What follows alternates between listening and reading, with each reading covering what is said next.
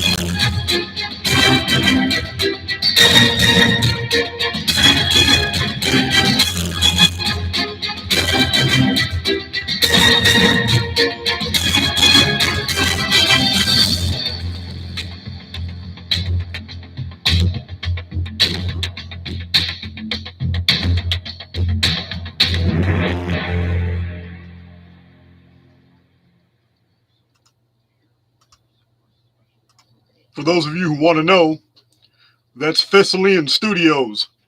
I like the guy. I've contacted him. That particular soundtrack is called Brace for Impact. A lot of his music is on my videos. Thank you, Juana. 567 people already here. In the first 30 seconds of me talking, 253 likes. I really appreciate that, guys. But yeah, the audio is good. Sound check is good. Awesome.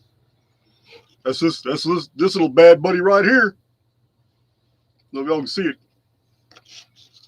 But I like it. And I guess that's all that matters. I have a collection of these Drake t-shirts. They're real comfortable, they're real soft, but somebody had made a comment about it. Again, you know, if all you see is shadows, then your whole life's walking in darkness. Drake does mean dragon, but that's not what this is. This is sport fishing shirt. Matter of fact, all sport fishing. That's what it's about. Got a lot of shirts like that. I can't control what companies' logos are, but my intentions is to catch fish. Let's see. Been reading the book of the Secrets of Enoch. Yep, Mad Prism. Somebody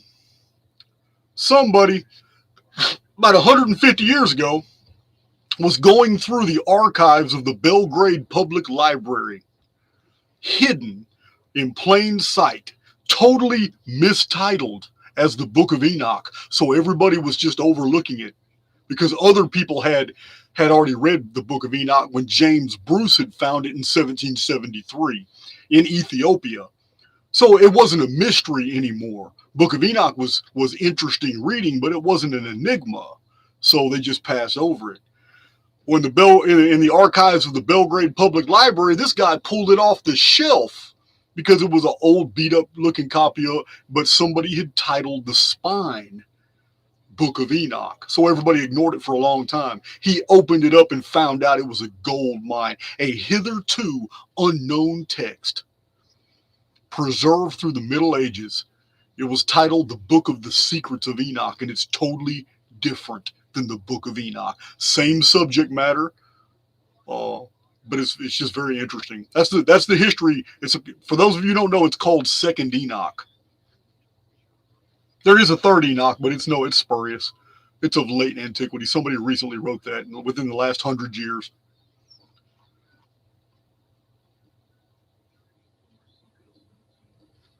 All right.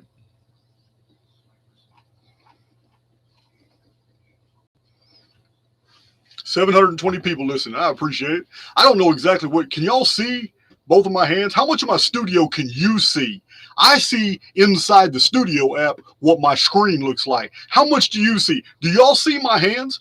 Can y'all see that much of my screen, or are my hands out of the screen on you? Can you see my hands in this screen? Is your view on YouTube as wide as where my fingers are right now? Okay, all right. I'm just getting an idea. I'm still new to this. I'm getting an idea of what this in-studio app is and what it does. I appreciate it, guys. I guess some of you are on mobile and maybe you can't see the whole full widescreen. I get it. Yes, I have read The Keys of Enoch by J.J. Hurtak. Yes, I have. IRS Media. You guys would be surprised. I mean, some of you are not surprised. Some of you have been to the Facebook post where I posted my entire bibliography. It's like 1,500 nonfiction books, over half of them at least 300 years old or older. Yeah, I posted every single title. You can find them on Facebook. Matter of fact, I have a video. I'm sorry. I even posted the individual bibliography pages on right here on YouTube. Sure did. I forgot about that video. Okay.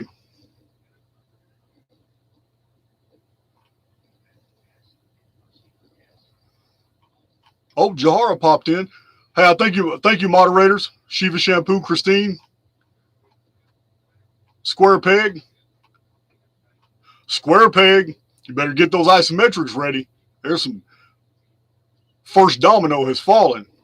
I know you're keeping up. I'm just gonna be quiet about it because I'm really tired. I got way too much. I got like 14 or 15 different predictions videos, and they're all focused on from about August all the way to March of next year. It's going to be a very exciting 270 days. Love you, Australians. I still don't know how that happened or what's going on in Australia, but I think every single person that lives on a street corner in Australia is ordering my thumb drives. Australia has more orders than the rest of the world combined. It's crazy. And for those of you that were concerned about New Zealand, listen, I'm going to find somebody that's in New Zealand that wants a thumb drive, and I'm going to send it to them. And we're just going to work something out to where you can make copies of it and just send it and distribute it in New Zealand. New Zealand's got some draconian customs policies. And if you send something like electronic device like a thumbnail, it costs $72, $71 just to mail it. It's crazy. Something that's just this small. It's ridiculous. It's ridiculous. So those of you listening from New Zealand, if you want to be the one, just send me an email. We'll go ahead and take care of the New Zealanders. You shouldn't be denied access to the material. I mean, the Super PAC thumb drive was provided for that reason. It was provided that I can make sure that in the event anything happens to my channel or me, I've wanted to do this ever since Facebook kicked me off. I mean, it's kind of weird, you know. I was on a roll on Facebook. I was publishing hundreds of posts. I mean, I would post something on Facebook and get a lot of responses immediately, and I was putting my research on Facebook before I even turned it into a YouTube video. And then to wake up one morning and find out I was locked out of Facebook, and I have not ever been able to get back in, and I've tried multiple times using all kinds of apps and different devices. You know what? After that happened, I'm not trying to hear it. Now I have Archaic's videos uploaded to BitChute. The links are on Telegram, but pretty soon the actual videos will be on Telegram. I got a guy that I sent a drive to who's really good, and he has really good copies of all my videos and is sending those to me. A few people have built websites I've told you about. I'm going to set aside a video just to inform you guys of everything that's been going on behind the scenes, who all's spreading the material and all that. So, Hell, I'll even tell you about my haters. I don't care. I don't care. All they've done in hating on me is send me more viewers. And because people are basically intelligent, uh, all hating on someone does is draw attention. It's like P.T. Barnum says, it doesn't matter what they say about you as long as they spell your name right. So with the amount of haters against Archaics and me rising, it's also brought a steady stream of new people to the channel to check out the hype, see what it's about. And when they get here, they see that they were misled. So once they get to the channel, they go to explore and look around. I get emails, I get messages, and it's, I was told this and this, man. I came and looked at this and that. So now I'm no longer bothered by. I encourage the haters. Go ahead and line up, because we are made by the greatness of these. So I don't need peons hating on me. So I don't even remark and go to their channel and call them out on it. There's no need to. You're insignificant. I said anybody. I mean, what it really boils down to is that those who find that they cannot provide value to the world will always attack those who do. So it doesn't really bother me. I need heavy hitters to hate on me. That's what I really need. So I don't worry about them or changing their opinion. Their opinion doesn't matter to me. It's when people genuinely looking for the truth, when they come in contact with it and they resonate with it. This is what I'm looking for. That's what this video is about. Because many of you have been asking me to go further about informed fields, and I'm going to do that in this video. It's I don't want to convey the fact that being spiritual is also a type of aggression, because it's going to turn a lot of you off. But it is. There is a power that comes with confidence that no other emotion will give you, and reality itself reciprocates. Believe me, when if you want the simulacrum to respond to you favorably, then you have to command its respect. I'm going to teach you how to do that in this video. Let me look at some of these comments. Okay. I get through all that. Thank you, Jahara. HB. I'm reading your book, The Lost Scriptures of Giza. I stopped reading it. Love your book. Thank you. That was my very first book, published book. I sent it to a publisher from prison, told him why I was in prison, told him everything, told him to look me up. So his editorial department did a little background check, talked to some people. He heard my whole story, sent me a publishing contract, and he's published 5 more of my books since then, and he's about to release Awaken the Immortal Within in paperback version. We had to take it off Amazon. Amazon's fleecing people, paying me little, but charging other people a lot, and then keeping all the money for Kindle sales, Amazon Prime. Oh yeah, Amazon Prime is robbery. I mean, they'll take an author's work and sit there and capitalize on it and take all this Prime money from all these subscribers and then not give me anything for it's a free electronic book. I have to sign away rights and all kinds of stuff to use Amazon for a lot of my deal. That's why I've been removing my stuff from Amazon. I don't care about Amazon.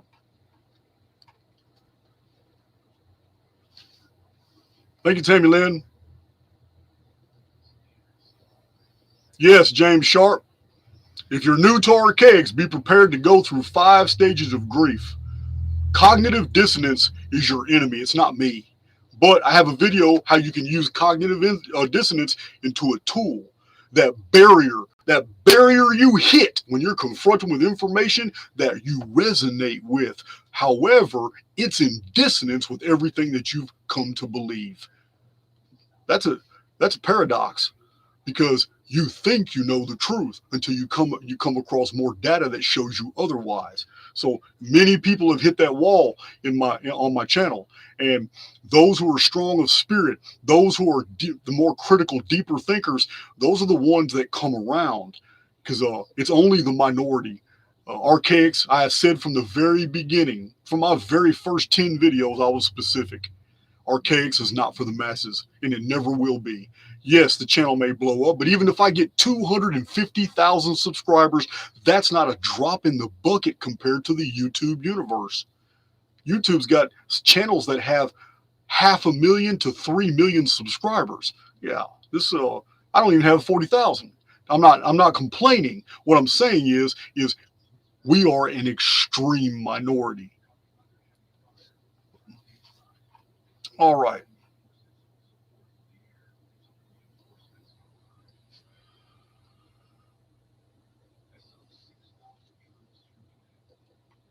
All righty.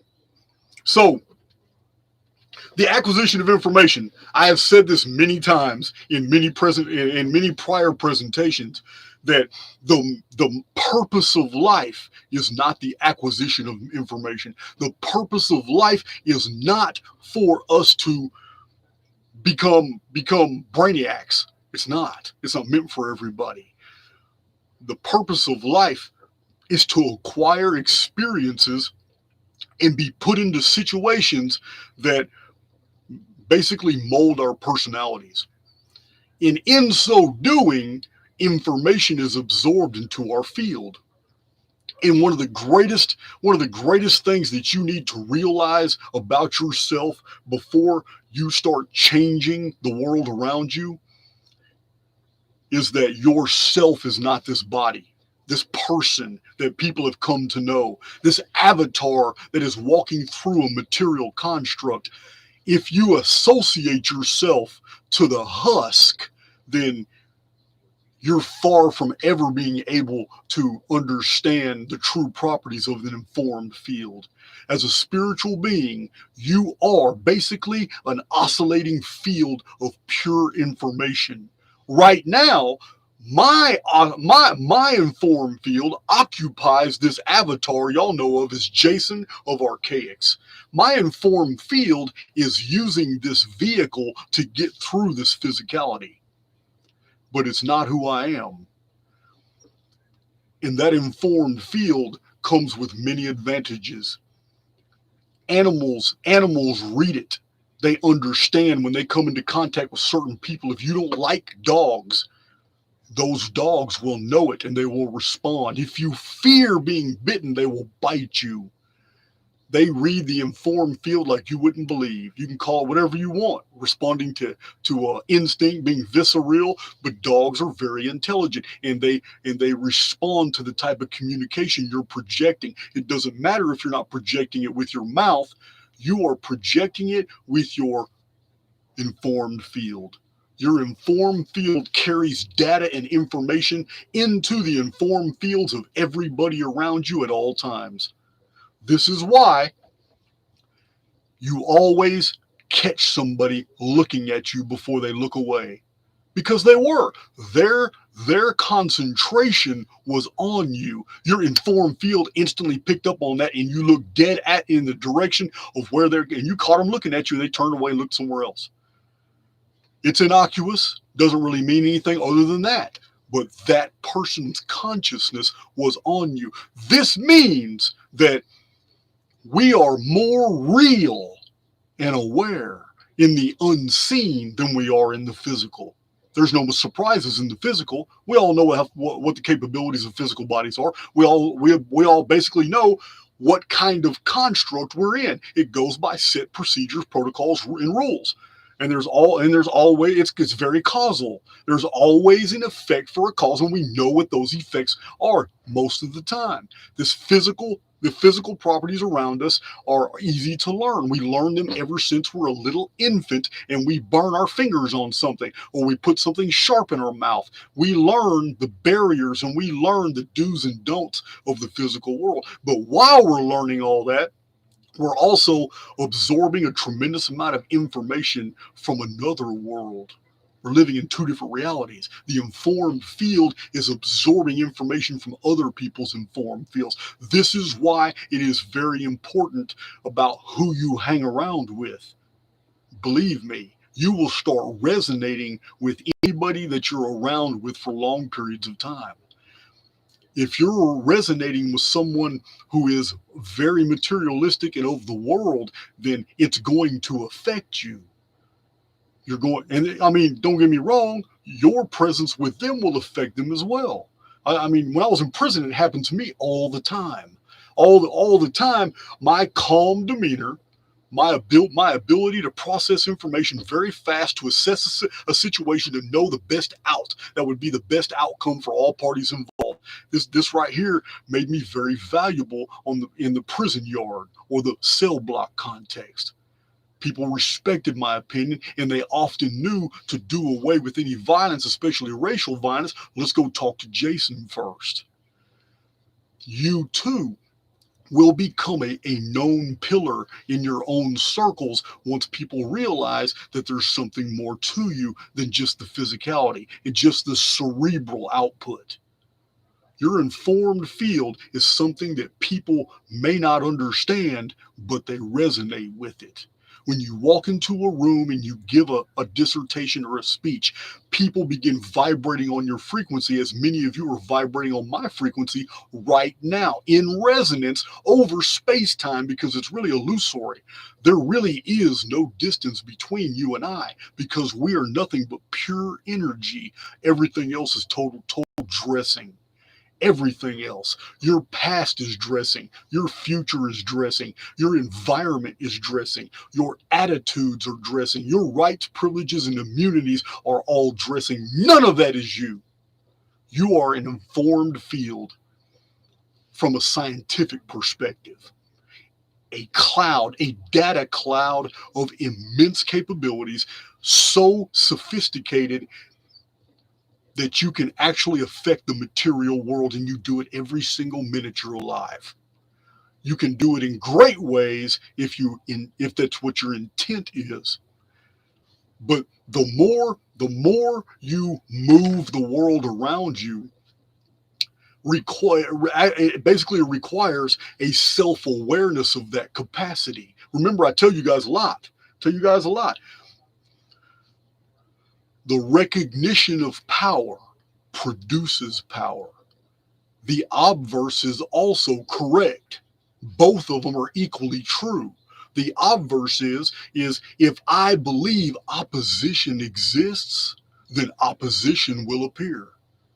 We live in a reactive medium. That's why no one can blame anyone else for their present conditions. In the material world, somebody may have done something to you that caused this effect right here, and you're suffering for it. But in the spiritual world, it was an entirely different set of circumstances that set those balls in motion. So the more we learn about the world we're in, and we do this through experience, and we do this through books, we do this through just taking in all kinds of information and knowledge. It doesn't have to be books. It can be the internet, as long as the information is verifiable, as long as the information is reliable. So the more data that you process and you accept to be true, the stronger your informed field becomes, because it has more to work with. It's as simple as that. The more you feed this field, the more you're able to use that as a spiritual alchemist to turn what is invisible into something what is material. So in my case, doesn't have to be yours, but in my case, I spent a lot of time just going into the minds of different authors and different time periods. And every time I did it, I absorbed the data that was in their informed field. When I was in day rooms, I would talk to other prisoners, and we would resonate, and they would listen to me, and we would bounce ideas back and forth. And this exchange of information allowed that individual to feel the vibrations that I was on, and to understand and comprehend the concepts I was conveying. They weren't necessarily on my level, but they were vibrating at the same frequency, so they were able to receive so much data that they would have never been able to get for themselves. Some of these guys in prison couldn't read, but when I talked to them in the day rooms about the complex concepts that I was developing in my mind and that I had read from these old books, they understood and they comprehended, and they developed an addiction to this. And many of the guys that I came into contact with in prison learned how to read when I basically invested in them the time to convey to them what these books have and what they have to offer and how they help us. Yes, when I was in prison, I helped many guys learn how to read. It also helped me. I wish I would have had this. This is from 1943. Elementary spelling book. Yeah, it's primitive. It's an old book. 1943 is the latest edition. This is the edition I have, but it was published in 1907, 1909. Very simple book. I wish I would have had this in prison. I would have taught these guys a whole lot better. Most of them are Hispanic, but you know what? It doesn't really matter. I used a thesaurus and a dictionary. But mainly, I taught them by example.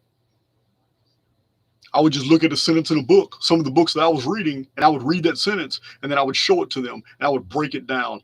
I would break down the verbs, the nouns, the prepositional phrases, and I would show them how English syntax works, to where I would give them assignments, open up this book. The whole time I'm building their informed fields, not just knowledge, but confidence. And I would give them a book, and I would tell them, hey, man, this book is very, very complex. Most Americans, most American citizens can't even read something like this, and most people are just not educated enough to really comprehend this book. But I'm gonna teach you the book, and they would get excited, and we would, and the information exchange between me and them was in resonance. It was so powerful that I was gaining from the experience just as they were. I would show them a book, and I would identify and teach them what a prepositional phrase was. And then I would give them an assignment. Hey, man, take the book. I want you with a pencil real light and just circle all the prepositional phrases you see on these 3 pages. And they would do that and come back the next day. Then we would do verbs and we would do nouns, and I haven't put it together. Well, you have to understand, when you teach other people, even rudimentary, even very mundane material, you are empowering your own informed field.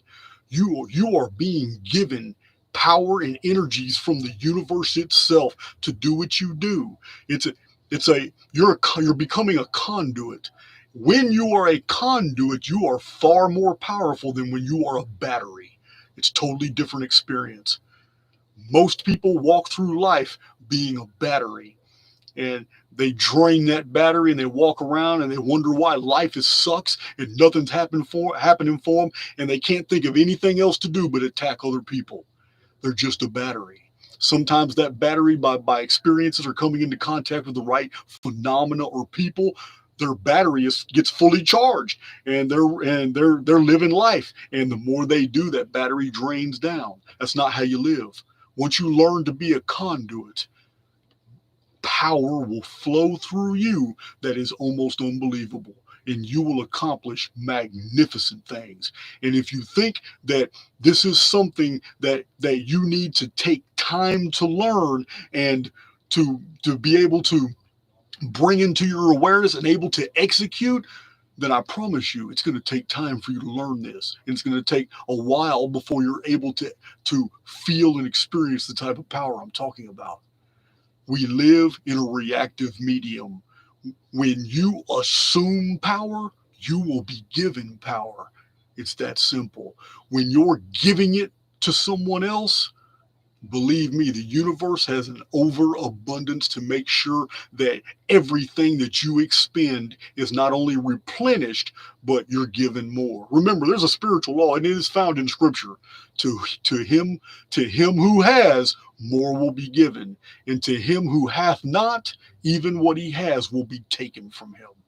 That's a spiritual law. I've cited that one a few times before. You guys quit messing with me about my glasses too. I'm sweaty. My glasses don't fit my face. I gotta wear them. And whatever this is in some code, listen, you need to drop that BS. Matter of fact, I already blocked somebody on YouTube this morning because they keep every single time that I touch my glasses, they leave a timestamp talking about, oh, I got you again. You know what? You won't see those timestamps anymore because you're blocked. I got zero tolerance for childishness. Always have. That's why so many people get blocked on my channel. I'm not dealing with none of it. Your energy is not going to affect me. That's happened before too many times recently. I'm not letting that happen no more. So attack all you want. I don't care. I'm moving forward. So let me check these messages. Make sure hello, Crystal, Pamela. Let me check these make sure my audio's still good. Kabbalion. I read the Kabbalion.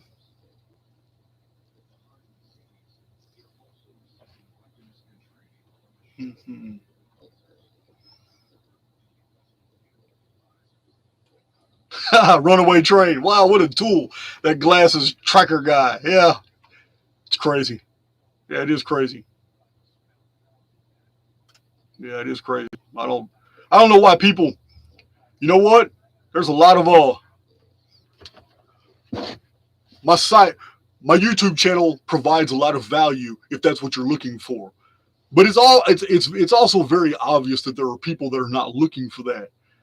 There are people that are looking to stir up shit. Now, if you think that attacking me is going to make people think better of you, then it just shows you're a soul of the world. You got it absolutely backwards. Attacking me lately has done nothing but bring more and more subscribers to Archaics. Archaics is in the middle of blowing up right now. Every single time I log on, I've gained a few hundred subscribers. So I have no problem with it anymore. P.T. Barnum was right. I was right to quote him earlier. But attacking me is not difficult to do. I have a very effed up past. So there are things I've done in my past I can never take back. And they will haunt me to the day I die. They don't haunt me emotionally. They don't haunt me spiritually. They haunt me legally. And that's cool. I'm moving forward. I'm free now. But there are people who won't let go. And that's fine. But that's their problem. It's not mine anymore at all. I have an agenda from the very beginning. From the very beginning, I went by my real name right here on YouTube. And a lot of my subscribers remember the first 2.5 years of this channel, it went by my name, Jason Brashears. I wasn't hiding from anything.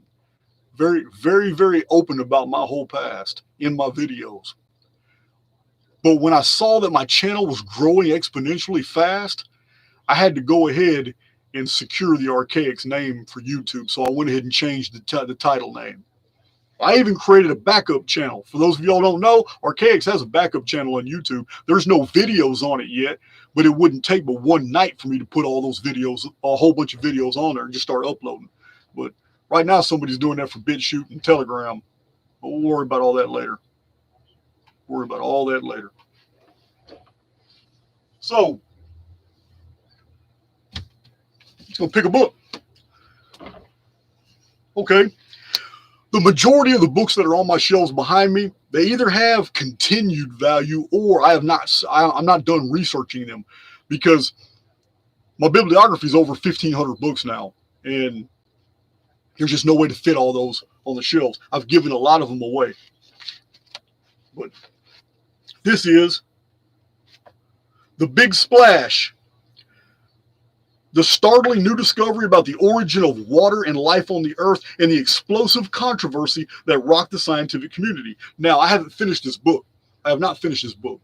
It is interesting, though. However, my informed field is now, it has so many tools that I can compartmentalize data to where it needs to go in my psyche instantly, as soon as I absorb a book. As I'm reading this book, it's a scientific book about water, that water's coming from space, all these things. Now, when I read this book, I'm instantly putting information where it goes, such as the fact is I'm now aware, by virtue of the studies of Charles Fort and about 3 or 4 prominent authors that followed him in the 1940s, 50s, 60s, and 70s, I'm now aware that our sky is not what we think, and that gigantic iceberg-sized pieces of ice have fallen in India and Pakistan. I'm now aware that in the Arctic zones, scientists have found frozen pupas and larvae to insects that had fallen from the sky in the thousands and been found in ice core samples. I take all this in consideration. Scientists are now saying something's unusual about so much water coming from the sky. I know now that red rains and red mud falls from the sky every 138 years, caused by the Phoenix phenomenon. I now know this. I take this into consideration. Scientists may be a little behind, but in studying world chronology and all these ancient belief systems, I now understand that there's something hidden in our sky that every once in a while just dumps materials all over our world. This is why scientists are very baffled about Göbekli Tepe. The monoliths they're huge. They're far up. or they go far down. At one time, people walked around the base of these giant stone walls and monoliths. But that's not how we found Göbekli Tepe. And you have to forgive me if I'm not, y'all know what I'm talking about. I don't know how to pronounce all these places. Place in Turkey. Well, scientists found it buried underground in dirt. So they form a theory, and I've told you guys about this, that before the residents of Göbekli Tepe left, they must have buried their entire civilization before they left. This is the explanation offered by scientists for what they found, because no human skeletons were found in the ruins, and yet it was packed full of dirt. Well, I'm telling you, that's not right. What happened was the Phoenix phenomenon had totally buried the entire civilization. I don't know what happened to the people, because just like the Children's Crusade of the year 1212 and just like 1902, there are mass disappearances of people. Is this connected to the biblical passage about what some people use to justify the rapture and the resurrection? I don't know. But in the New Testament, we do have a passage. 2 women will be grinding at the mill. One will be taken and the other left. Then it says 2 men will be chopping wood or whatever. One will be taken and the other left. Well, when you look up the word taken with a Strong's or a Cruden's concordance, and you find all the cognates and all the uses in a concordance elsewhere in the scriptures where that same word is used, it's never good. Hal Lindsey produced a series of books from the 1960s, 70s, and 80s, convincing the entire world that they're going to be rescued in a rapture-like situation before the coming of the apocalypse. And millions of people buy into that rapture narrative. Others came with more sophisticated doctrines and broke it down into pre-tribulation rapture, mid-tribulation rapture, and post-tribulation rapture, which only muddles the waters, still making you believe in a rapture. So I'm just throwing these out there. I really don't know. I'm a chronologist. All this eschatology can fit in where it fits in. I mean, I think I've done a pretty good job with it, but I really don't know, because I don't know how much those prophetic narratives were tampered with, because the taken cognate here is negative, meaning maybe it's not a good thing if you're one of the ones that are disappearing. So I don't know. The meek shall inherit the earth. So what I'm saying is, the more data that we take in, the more it empowers our informed field. If I meet a total stranger and we're having coffee and they just look me in the eyes and they ask me listen, I'm going to ask you a very serious question. I want you to know, what do you believe in life after death? This person has no idea what I'm about to say. So I go on, and for about 45 minutes, this person just stares at me, hearing things they have never heard before in their life. They're getting a data download that's entirely spiritual. Their informed field is in such high resonance with my own that in the spirit world, there would be no distinction between the two of us. We have unified this information transfer. And while that person is in my presence, they're vibrating on my frequency and receiving all this information, and they're feeding their souls. This is what they're doing. Now, 4 or 5 days down the line, they won't be vibrating on that frequency anymore. However, the information is there, because in a hologram, no information is ever lost. Once it enters the field, it's eternal. It can never cease. It can always become something else. It can morph, but it's there. So in a hologram, 2 different people can be located at 2 different locations and experience 2 different worlds as they stand side by side. It's like a kaleidoscope. From your perspective, you see all kinds of planes and angles. But from right here, this person sees a whole different world, because they're not looking from your perspective. It's like a spiritual parallax. We live in a construct. Construct is very beautiful, but the construct itself cannot even contain the informed fields that inhabit it. We are basically trans-constructive. We can move in and out by virtue of empathy, by virtue of intuition, and by virtue of imagination. We can literally leave the physical avatar, and we do it all the time. You've gotten so used to it, you call it daydreaming. You time travel. You lay down at night and you're moving, and before you go, I'm not talking about deep REM. Before you go to sleep, your mind's wandering, and you're traveling. Your informed field is still working out details, processing information, trying to find better ways to assess the data with what you already know. Remember, every time you come in contact with somebody, you're not dealing with the avatar. You're dealing with the informed field. But because you go to people and when you come into contact with them, you treat them as the avatar they are, they have come to expect certain types of treatment. Let me give you an example. A shy guy approaches a very, very beautiful, tall woman. He's going to defer to her and talk to her in a certain way unless he's very, very confident in who he is. Most men are going to talk to her in a certain way. She's automatically going to be on the defensive. Her informed field all her life has been processing data that all men want is this. All men are going to say is this. 99.9% of the time, men are going to compliment me or try to flatter me. They're going to in certain ways. And her informed field has her on the defensive all the time. It's hard to break through for that for the average individual. So people respond to you basically without them even knowing what's going on in accordance with how you confront them. So when you walk through life like a true immortal, absolutely fearless but no bravado, people will sense that instantly. You walk through a supermarket, believe me, they will sense it. People will look in your direction because they know. A very powerful individual produces an informed field that reaches out and touches everybody in the immediate environment. You are taking information from people without you even knowing it. They are absorbing information from you without even knowing it.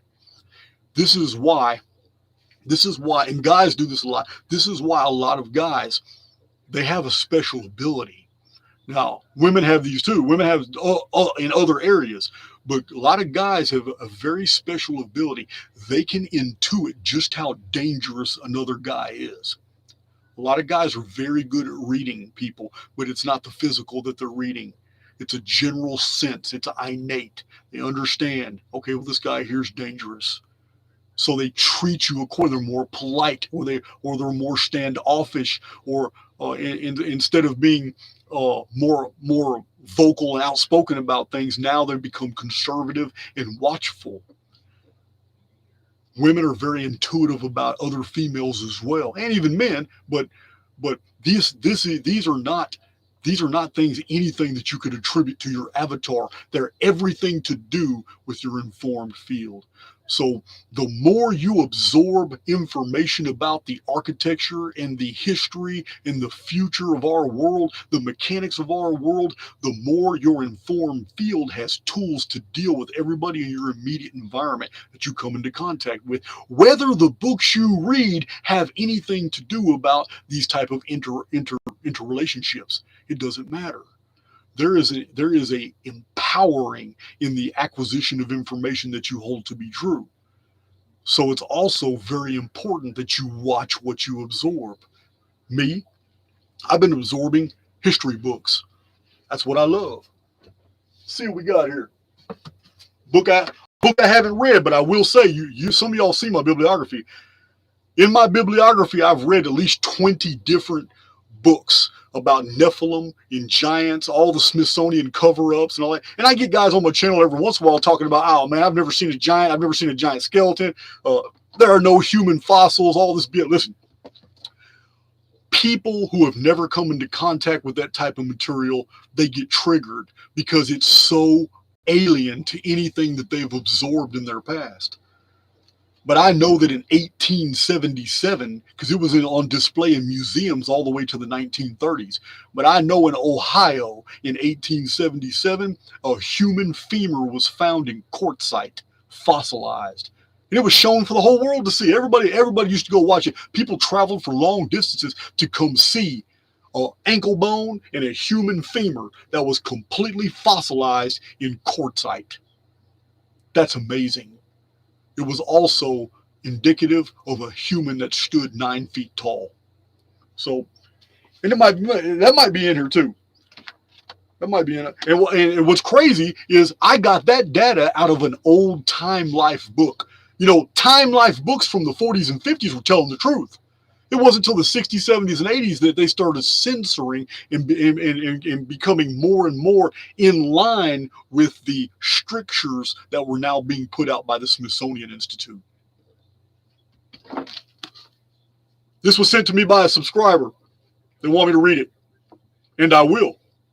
And I'll show I'll show what I find in videos. And I'm very familiar. I've seen all these. I'm very familiar with a lot of this data. I just haven't read this yet because I mean I had to research Nephilim and giants and all that from my own book. Somewhere in here I got my own book. I don't know where it's at. Here's one. Here's a copy. This is an old copy. My book's been reprinted since then. This is an old copy. Giants on Ancient Earth. It's huge. Many of you have read it. It's packed. But I only spend like one chapter showing giant skeletons going back to the old Greek days where the Greek historians were talking about giants that were excavated in those times. Then the Roman authors, then later Byzantine authors, then in ancient Albion, Britain, Ireland, Wales, Cornwall, Europe, France, Gaul, all the skeletons that were found in the Dark Ages, medieval areas, all the way up to the 1800s, 1900s. I cover a lot of them in this book. But mainly my book, I wanted to bring something new to the table. So I spent a lot of time in this book showing you that the common denominator between the oldest epics ever found in this world is giants. And I proved that in this book. It's the common denominator. It's not the great flood is not the common denominator. The biblical patriarchs, the Exodus, Moses, that's not the common denominator in the oldest writings and epics in the world. It's not. The common denominator in the epics, you have to understand, we're talking about Volsunga Saga. We're talking about Epic of Gilgamesh, Hunwawa. We're talking about Beowulf. There's so many different epics. All the epics written by, who was that? Ovid, Hesiod, Homer. What is the common denominator? What is in every single one of these epics? And so many that I haven't mentioned, but they're in this book. They're all itemized in this book. Ancient Near Eastern epics, there's a bunch of them. The Ugaritic tablets, same thing. Davidu, the Giant Slayer, Jack and the Beanstalk, all these old epics. The common denominator is that humans used to fear and hunt giants. Now, that's this book. We'll put that down. So I'm gonna go through this book. I'm gonna go through this book. Now, what would be the value of going through this book? Today, we don't have giants. Today we have people that are barely 7 foot tall. So listen, the value is when you read something like this and you absorb this type of data, it allows you to expand your informed field to take in more data that would allow you to make synaptic connections that you would otherwise not be able to make because you haven't absorbed this material yet. This is why people that are open to the possibility of historic giants and believe that, okay, there is some controversy here. The Smithsonian has been caught. The Smithsonian has been sued for destroying artifacts. We have all these newspapers and microfiche that were printed that anybody can verify and look up today that shows all these giants that were discovered as the United States was just starting to expand and build an infrastructure which required it to dig into the ground. Giants were found everywhere and reported everywhere throughout North America. So when you accept this as true, then it allows you to go to the next step, such as when you come to the Archaics data. When you come to the Archaics data, you get blown away when you find out that there was a period called the vapor canopy period. And during that period, humans grew to astonishing sizes. And when the vapor canopy collapsed, they continued to have sons and daughters, although they were of titanic size. Their sons and daughters were now giants. They were smaller. But these giants regarded their moms and dads as huge titans. And this is the story we get from Homer and Hesiod and Theognis, Sanchuniathon. This is the story we get from the ancient world. It's exactly that. So ancient Greek, Mycenaean, Minoan traditions, this is what happened. The vapor canopy collapsed. Later on, the Jews called it the Great Flood. They were borrowing from Babylonian traditions of the Great Flood, but it's the same thing. In ancient Egypt, it was never a flooding. They just called it the day the sky fell. In ancient Egypt, it was all about the sun was born because the sun had never been seen before. So entering very late into the Sumerian pantheon, we have Shamash. Here's a Sumerian god that in the entire history of the Sumerian writings never appeared. No one knew he existed. Then all of a sudden, toward the very end of Sumerian culture, a new god appears. He's the sun. They call him Shamash. Utu Shamash. Those were his titles. And that's why. But in ancient Egypt, that's what we have. As soon as the second intermediate period was over, which is nothing but a very sophisticated way for scientists to not admit that a cataclysm had just wiped out 300 years of history. That's what the Egyptian second intermediate period is. When you look up the Egyptian chronology, you find out that it fits perfectly with the Phoenix cataclysm of 2239 BC. Dates I'm not making up. For those new to my channel, believe me, I have hundreds of data points and data sets that confirm these dates. Just go to my original 200 uploads to see all the data.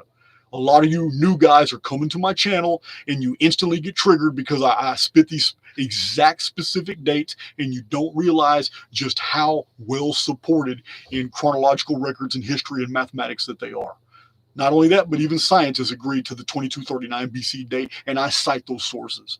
So don't get triggered coming new to my channel that I'm giving all these dates out, because I will back them up. And I have the videos, I have the published books to show it. No one has ever read one of my published books on chronology and ever sent me an email and told me I was full of shit. I promise you that. It's just the opposite. People send me emails all the time and tell me that it is an absolute miracle that anybody in this world could have put all this data together. And they're probably right, because if I would have not gone to prison, I would have never taken the time to do all this.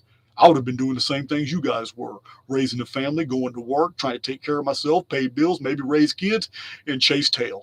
So that's it in a nutshell. I didn't get to do all those things. 26 years, I was in a box. So I read and I discovered, and my informed field allowed me to take in so much data, because the more I learned, the more open I became. And because I remained open, my informed field allowed me to reach the entire prison population. And when I was looking for certain information, my informed field went out and searched for that information. And I was led, my avatar pushing a broom through a cell block, and I was led. I don't know why I'm there. I pushed my through a cell block. Okay, I'm gonna go to J block. I ain't been to J block in a while. Why did I decide to go to J block? I don't know externally, but internally, my informed field is guiding me. I go to J block. I'm gonna go to 3 row. I don't know why I'm gonna go to 3 row. I'm just gonna start sweeping on 3 row. Even though there's 4 rows here, I'm gonna go to 3 row, start sweeping. I sweep the run. I'm sweeping the run. Somebody hollers at me. Hey man. Hey, Jason. And I look, and it's a guy that I've already had a fight with. It's a guy I do not like. I do not feel his energy at all whatsoever. He doesn't like me. We're not the same race, but that only had somewhat to do with it. And I was very surprised to see him there. But I never hold grudges against anybody. I'll stay mad for a couple hours. I don't hold grudges no matter what you do to me. I just never been that person. I've never been that guy.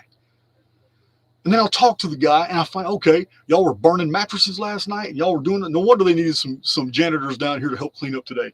So how about what you need? And then the guy tells me, a former enemy just tells me, hey man, I'm hungry. I need something to eat. The officers here didn't even feed the cell block, so we started burning mattresses and burning paper and trash and all that, throw it on a run. So to punish us, they didn't feed us last chow, so we started burning stuff. Now breakfast is over with. They didn't feed us breakfast either to punish us. I said, okay, that's all it is. You want something to eat? I'll be right back. Go get something to eat, come back, look on the shelf, and find out the man's got a book on his shelf. I have already told you guys this story in 2 other videos. What I didn't have when I told that story was the book. Published in 1880s. The Great Pyramid, its mysteries revealed. Charles Piazzi Smith, Astronomer Royal for Scotland, just researched the Great Pyramid. This book is absolutely packed with so much data. It is so much data in this huge book. The book had my mind on fire. I had been looking for this book because I already read David Davidson. I had already read some John Taylor and Robert Menzies. I had already read these the writings of Norton and the references in Ammianus Marcellinus, and I knew the Great Pyramid was special, and I knew that there was things to be learned from it. I just didn't have the right data yet. But I was on to something. I was already writing my Lost Scriptures book. My informed field brought me into contact with a book that all these other authors were citing that I was reading, but I couldn't find it because the book was published in the 1880s. And then I found this book because that man was using it to hold his coffee pot. Just like this, coffee pot on top of it, didn't even know the value of the book. So, this isn't the exact one. A subscriber sent this to me. I believe Jay sent this to me. But no, I'm going to reread it because it's been 15, almost 20 years since I read it. The copy I had was old, reprinted in the 1920s. It wasn't the 1880 version, but it was reprinted in the 1920s, falling apart. Old, couldn't believe it. It was awesome. There's a lot of books in Texas prison that are just very, very old. So now, your informed field, once you accept something is true, it allows you to find other things that comport with that information. So people come to my channel once they entertain the idea that, okay, at least I'm open to the fact, okay, maybe there were gigantic people. It kind of makes sense now that, Jason's confronted me with information that Charles Fort put out about two scientists that were on Mount Pelee in 1902 who grew 2 inches being exposed to ambient radiation from a volcano. Well, Phoenix causes volcanism all over the world. In fact, one of the modern names for a mysterious object that's been seen in our sky since the 1740s. I'm going to do a video about it. I've got the data all put together. Matter of fact, another book right here. Catalogs. This book catalogs Vulcan. Vulcan is the name of a mysterious object that has been seen around Venus over and over and over. It must be huge. It must be huge. Now, before any of you get triggered, I'm a simulationist, and I believe everything in the stellosphere is simulated, but I also believe that the simulation is sentient, meaning that it has the ability to feed to the observer anything the observer is searching for or trying to find, or is open to the possibility that there's something to be seen. You get me? I believe the machinery of the sky is holographic, and it's a sophisticated it's technologically sophisticated to the point that simulation or virtual reality is the closest frame of reference we can come to it. I believe it's far more sophisticated than that. So, we have scientific reports, and that's all this book is, just a whole bunch of scientific reports. That's all it is. All the science, all the telemetry, everything that you need to know about all the things that are very unusual that have been found in our solar system, seen by astronomers going back 300 years. That's what this book is. And one object, having been seen multiple times by even very prominent astronomers, was named Vulcan. Well, Vulcan is nothing but another name for the Phoenix. I don't know if they knew that when they named it Vulcan, but Vulcan causes volcanism, volcanoes. Phoenix causes volcanoes all over the world. Now, when there's no vapor canopy, there's no ambient radiation to trap. It doesn't stay concentrated. It diffuses, disappears. But when there's a vapor canopy, everything changes. Atmospheric pressure intensifies. Oxygen density increases. The topsoil becomes saturated with nitrogen. We have a different type of photosynthesis at play here. Humans grow to astonishing sizes, but then so does everything else.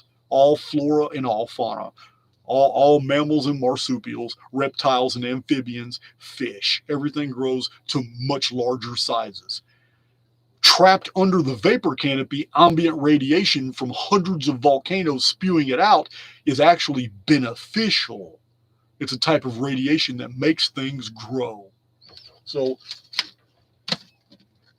By reading reports like this, my own informed field is able to assess data and be able to, okay, look, I can actually now shelve different parts of my knowledge with others. They actually enmesh. I put these things, not because I believed, but because I've come in contact with that data. Many things that I have read in many books did not make sense to me at the time, but they took on new meanings after I acquired more information from other texts. Now, what I had formerly believed was insignificant or not true took on a new understanding. It became a part of my informed field, and I'm able to give dissertations on it now and bring about the clarity that other people find confused.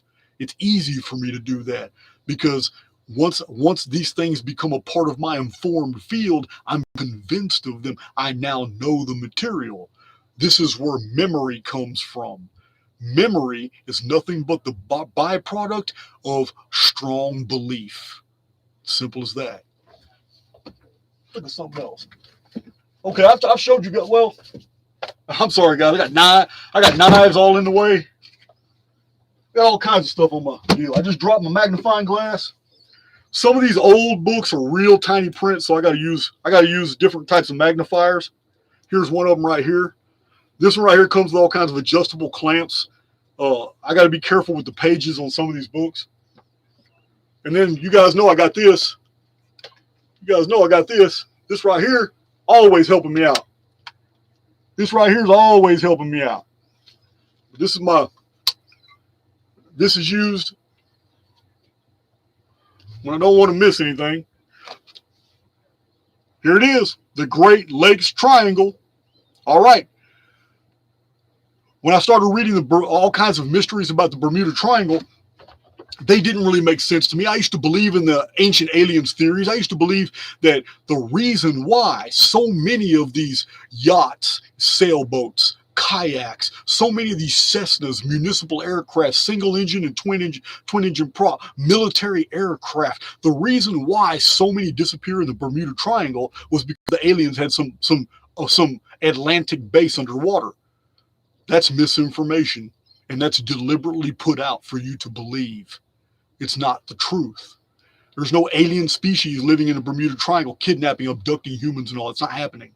Now, and there were mysteries about that area even when Christopher Colon, who you know of as Christopher Columbus, when Columbus passed through the area, he put it in the ship's log. It's been published for people to see today.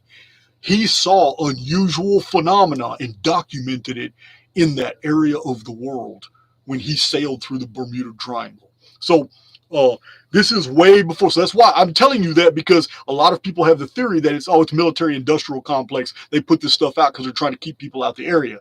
No, that's absolute BS. Before the military industrial complex was even built, this was already documented in the historical record about that area. So thank you, Barney.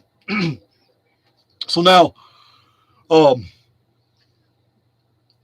when I started reading all these books, it just astonished me about how people disappeared, and not that they disappeared, but the survivors, those who experienced phenomena, but they didn't get taken. That's what I focused on because their stories were very unusual, very unique. To be in a Cessna, a single prop, and looking at sky and blue cloud over the Atlantic like you always do when you fly this route, and then to all of a sudden feel something is wrong and look to your left and see the sky, actually the white clouds and the blue, nothing's moving anymore. Now it breaks into different fragments and separates and then begins corkscrewing. That's harrowing. But it's exactly what I believe. So when I read this guy's account, I was like, whoa, this is a perfect example of what I believe. The sky is not what we think it is. It's illusory. It's hiding machinery. This is my belief. I assumed this belief because I had to create an amalgamation of all the anomalies I've read from all these historical and scientific books. Nothing makes sense outside the context that the sky is a lie. And it's hiding something that acts like gigantic machinery. So with whole vaults full of materials that it just opens sometimes and dumps on the world. So this guy sees that, and he perfectly describes that.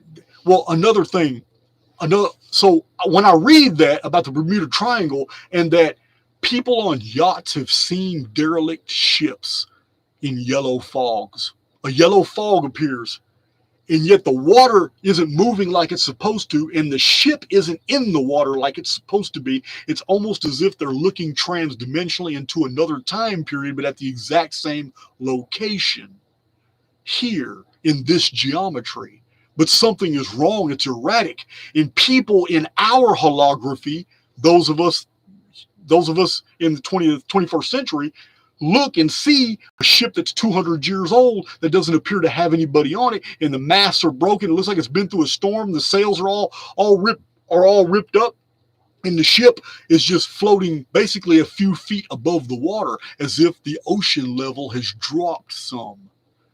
In the holography, that's stuck there for some reason. It's there.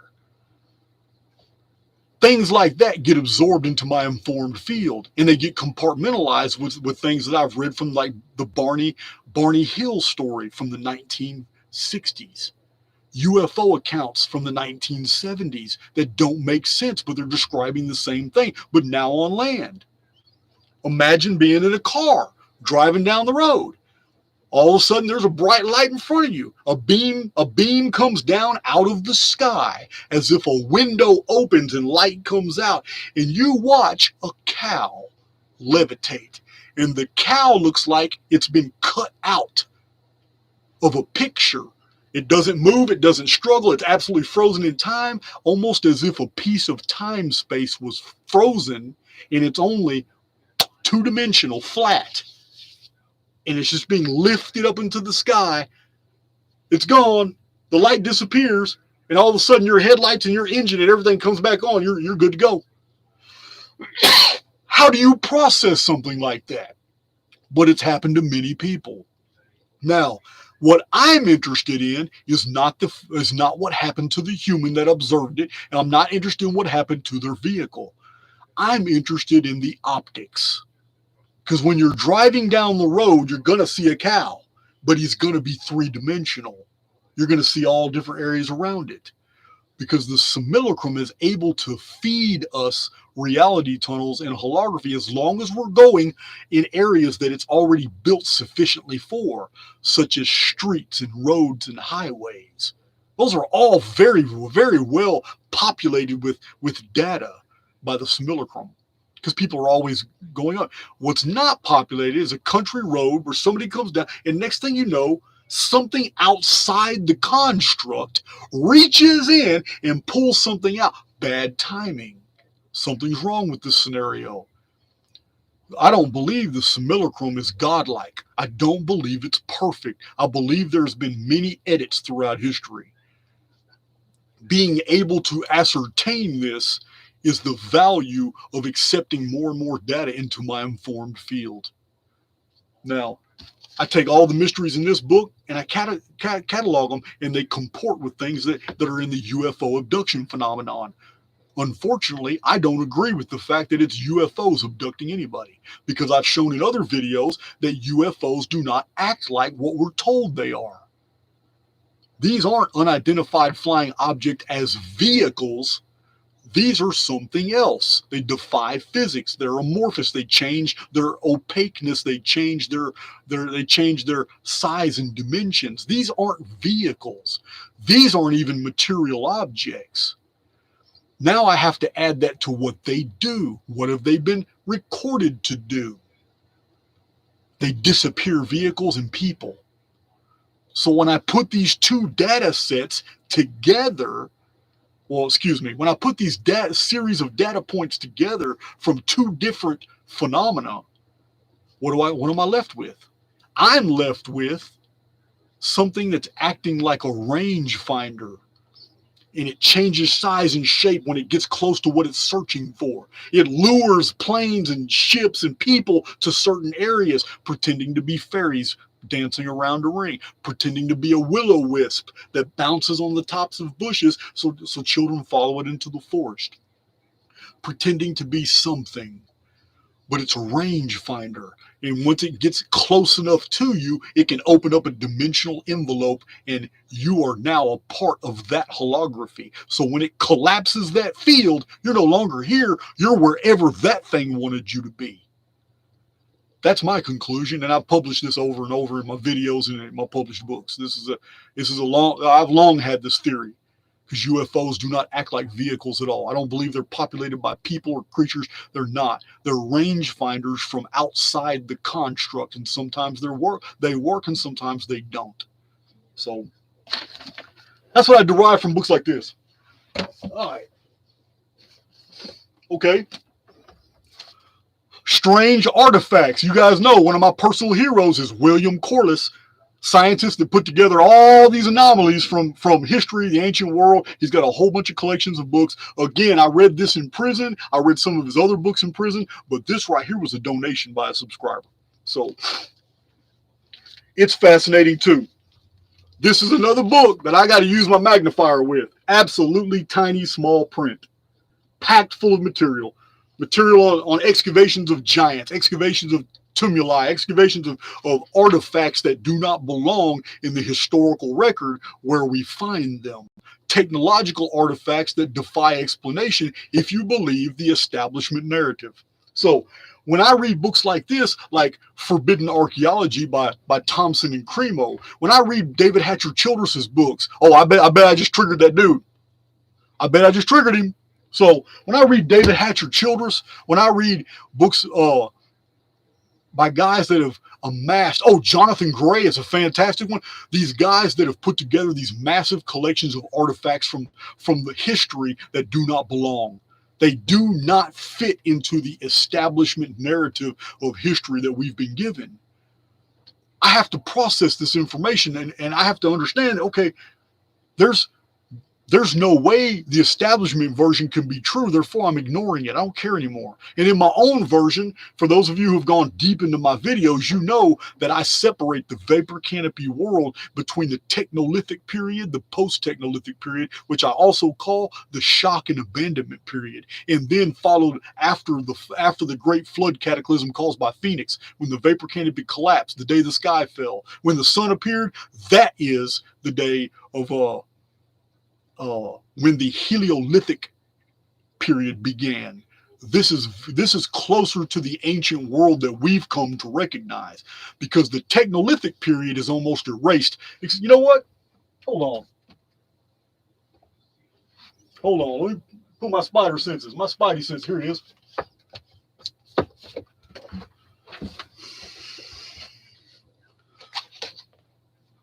One of these days, I'm going to talk to Brian Forrester. Got a lot of respect for this man. Here it is. You can't look through these pictures. Machines today can't do what we're finding, on these artifacts. Precision, almost laser boring, done. It is crazy what he's documented in this book. It's the Technolithic period. We're talking about tolerances of 0.025%. Guys, the marble on bank buildings isn't as smooth as some of these ancient structures that have been found around the world. That should tell you something. In the Technolithic period, during the vapor canopy, was employing technologies of softening stone in order to add geopolymers, and then to harden the stone, but to use machines or laser lathes or something to get them the tolerances that are so smooth. They're beautiful. They're awesome. There are Technolithic artifacts, relics in the world today. Puma Punka is a very good example. The Great Pyramid in Egypt is a good example. Now, when I say that, what's invoked in your mind is based off what you've accepted in your informed field. Let me give you an example.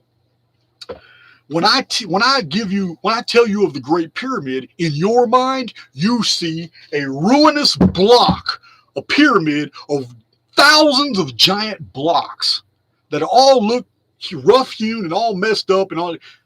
That's not the original Great Pyramid, my friends. At the base of the Great Pyramid, archaeologists have now found 4 casing stones in situ, meaning these are the original casing stones. There were 144,000 of these casing stones. I'm not making that up. Napoleon's own mathematicians came up with that number, and it's been verified ever since. There were 144,000 of these 100-inch thick casing stones, and the tolerance was mirror smooth, and the joints between them were 1/50th of an inch thick, filled with a compound that we can't recognize today, a geopolymer, an adhesive that sticks them together that's actually harder than the limestone they connect. Those 4 stones at the bottom are what the entire pyramid used to be covered with. In the year 1302, 1303, and 1304 were massive earthquakes in Egypt. Much of that facing was broken off, shattered, and fell down. Local Muslim engineers for the next 50 to 60 years just went up and chiseled whole blocks and used the rubble for all kinds of ballast in the streets of Cairo to build. As a matter of fact, there are researchers today who claim that the mosque of Sultan Hassan in Cairo today was built from blocks that were taken from Giza. So anyway, your informed field invokes a picture of a very ugly looking pyramid with all these blocks, but that's not the picture we find in Ammianus Marcellinus. Strabo describes the Great Pyramid. Diodorus Siculus describes the Great Pyramid. Herodotus describes the Great Pyramid. None of these men described it as anything other than a smooth building that you could not climb. And Strabo even said that it looked like a building that had been descended from heaven. That's how mysterious it was. It was white. The casing blocks are white limestone. It's amazing, absolutely amazing. So, anyway, that's what you show y'all my archaics, my little archaics business cards. There you go. Had some of these made. Just something interesting I had out. So, in the course of I have read this book like 4 times. It's huge. This was published like 361 years ago, 362 years ago. This is Annals of the World by Archbishop James Ussher. You know what? I've been talking for a long time. Let me do an audio check real quick. Audio check.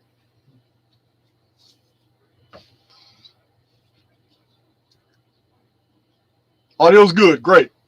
Great. Anyway, this book looks like a Bible. Reads like a Bible. But it's a year by year. I mean, it does skip some years, but it's a year by year chronology of the world. Now, what I find value in this is not in his Anno Domini BC dating, because he's very wrong in a lot of his stuff, because he is a product of his times. And at the time, 300 and something years ago, Archbishop James Ussher committed the cardinal sin of chronology that many other chronologists followed. He went by Jewish reckoning, the one calendar from the ancient world that is absolutely full of deception, and admittedly so. For those of you who don't know, I show this in another presentation, and in one of my published books, I give you the source materials where this can be found. But the Jews admit that they completely altered their own calendar by 134, 133 years, so as to thwart the Christians who were claiming that Jesus was the Jewish Messiah. He was the King of the Jews, and they used the computations found in the book of Daniel to justify that belief. The Jews, the rabbinate, was so incensed and infuriated that their own materials were being used against them concerning Jesus. They completely altered the entire calendar by 134 years, and they boast about it. That's the problem, guys. Now, where he went right is that he also went by the Annus Mundi calendar. So I tell you guys about the Annus Mundi calendar all the time. This was 300 and something years ago, and you can see the dates. Look at this date. Can y'all see that? Can y'all see what that is? That AM right there is Annus Mundi. Way at the end it says BC. He went by the actual Annus Mundi dates, and that's what's fascinating, because I have shown you guys in my Phoenix presentations that one of the greatest disasters of the ancient world in 1687 BC happened in the year 2208 Annus Mundi. And he shows that exact date, 2208 Annus Mundi. So he shows other Annus Mundi dates as well. Matter of fact, there's hundreds of Annus Mundi dates in here. The Annus Mundi calendar is not wrong. It's how you apply the Anno Domini calendar to it. That's where you went wrong. Now, this is a very old chronology. I have new ones. I don't study just old stuff, guys. I also have Mellerish. Some of you chronologists out there know exactly what I'm talking about. If I can find him. Oh, I got too many books, guys. Okay. Okay. I'm also a student of Mellerish. Can y'all see that book? His chronology ends in 799 AD. Very, very, very meticulous. Very meticulous. History of the world. That's how he goes. That's how it goes. Years. You can see his years on the top. Goes into a lot of detail. Much more scientific than Archbishop James Usher. Now, some of you don't know this, but H.G. Wells also wrote a very good history of the world, and I highly recommend it. As a matter of fact, archaic stamp of approval. If I could send y'all a stamp like this, I would stamp it. Archaic stamp of approval. H.G. Wells wrote a short history of the world. If you want to be educated on the history of the world, I'm talking about, it goes into really good detail, gives you the exact years, and it's a flowing narrative. It's a story. The man was a genius. You know, he wrote many, many popular books. He even wrote a book about the future. So H.G. Wells, A Short History of the World, should not be expensive. I believe I paid like $12 for that book, and it was worth it to me. It will put the entire history of the world in perspective. I think he starts in the Neolithic and goes through the Sumerian, Akkadian, Babylonian, Egyptian, all the way to present time, all the way to like World War II or World War I, because he was a long time ago. But it's a fascinating read, just to read a narrative that gives you the dates of, like, he creates the human experience in a story chronologically. I read his book and I derive value from it. And I'll be the first to admit that, you know, some of you have commented on the fact that I'm very eloquent when it comes to things that I believe, and the conveying of chronological information is something that has impressed several of you, and I get that. So I will be the first to admit that perhaps I borrowed some of that energy from H.G. Wells himself, because that book is fantastic. I'm gonna end up knocking stuff down over here. You know what? This book that keeps wanting to fall, I may as well just grab it. Okay. Some of y'all know, y'all have heard the Morgan Report. Well, I've been hearing about the Morgan Report for over 20 years. I remember from a long time ago listening to the radio, AM radio, and listening to different clips. Hey, such financial deals, and then such.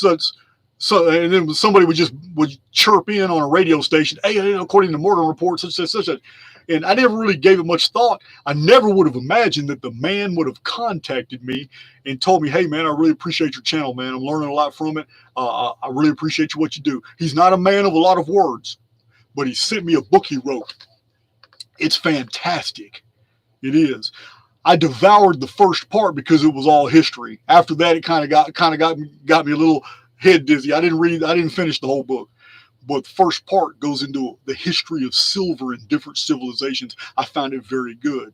Now, I will say this. David Morgan has emailed me a couple times, and other outside the context of the Archaics research, I don't know the man, but he's complimented me. He even sent me a couple Troy half ounces, and I thought that was really nice of him.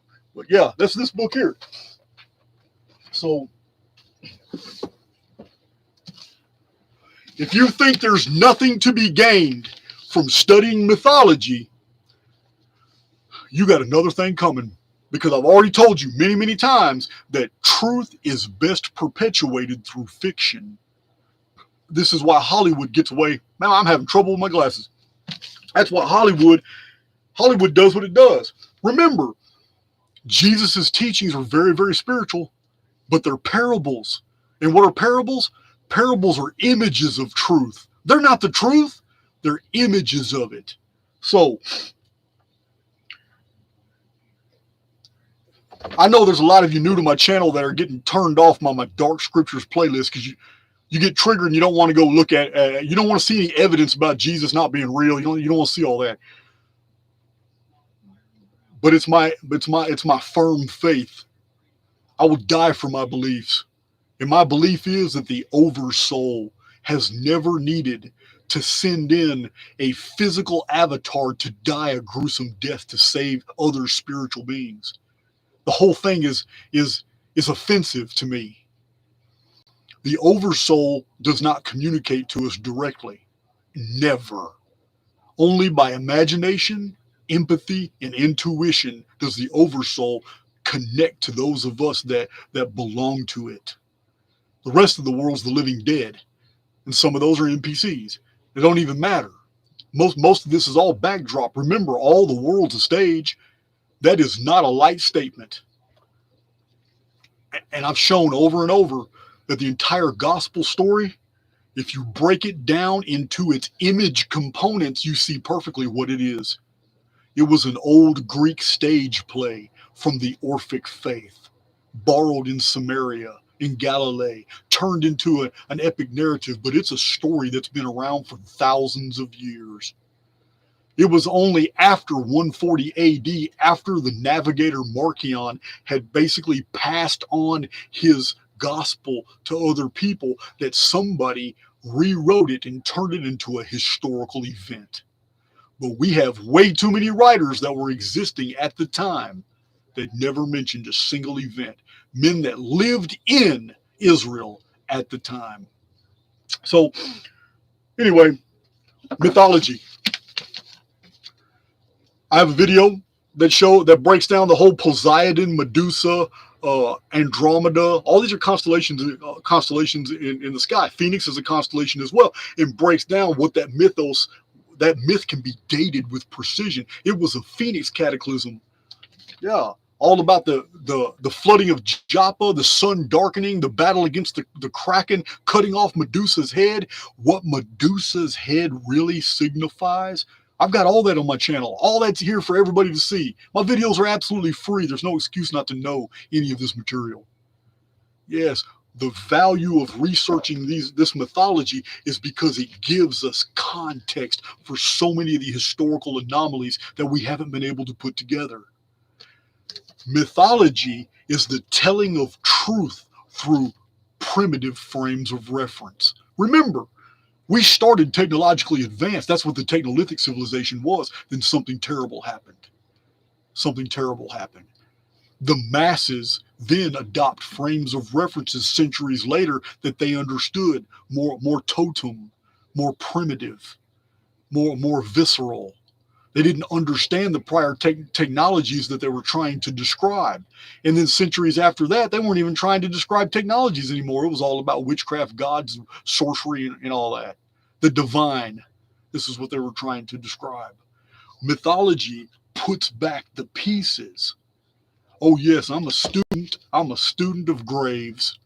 Graves is fantastic. Some of you have read him, The White Goddess, the Greek myths. Yeah, there's no better book. Gerald Massey from the 1880s, The Natural Genesis Volume 1 and 2. Ancient Egypt, Light of the World. Also Francis Barrett. Guys, if you've never read these authors, you don't know what I'm talking about. They bring history back alive through the medium of myth. There's no way I can convey how real this material is. You just have to put it back into its proper perspective. There was no woman with snake with the snakeheads and all that. That was a later adaptation to something that was truly horrifying that happened at that time when the phoenix appeared and this Canaanite city of Joppa was flooded out, and the people of Argos were terrified. They didn't know what to do, so they were going to sacrifice a noble, and they did. Well, they tried. They were going to sacrifice Andromeda, but Perseus, the destroyer, wasn't going to have it. The phoenix was already darkening the sky, causing earthquakes and tsunamis, but a substitute was provided. Somebody else died so Andromeda could live. That person was later known as Medusa. The reason she had snake heads is because that's how she died. In ancient Bronze Age time, the seafaring nations of Argos, in human sacrifice, would lay a giant squid on the face of a paralyzed sacrificial victim, and the squid's beak would eat the face off of the victim while it was still alive, and that was considered a proper sacrifice. The gods were assuaged. The phoenix departed. The sun came back. Poseidon quit sending earthquakes and tsunamis. The world was returned to peace. The substitute, the scapegoat, was killed with a giant squid on her face so that the girl of noble birth, Andromeda, could live and not die to the cataclysm. This is how kings used to sacrifice their sons and daughters in the old Mediterranean and Aegean cultures of the Bronze Age. They told the people that they would sacrifice their daughters to assuage the gods, but they always provided a substitute. That's what Medusa was. You learn from mythology. It becomes a part of your informed field. And once these things become a part of your informed field, you're able to see through the eyes of the ancients and ascertain true information and knowledge from what they were merely just trying to convey. So we're done with that book.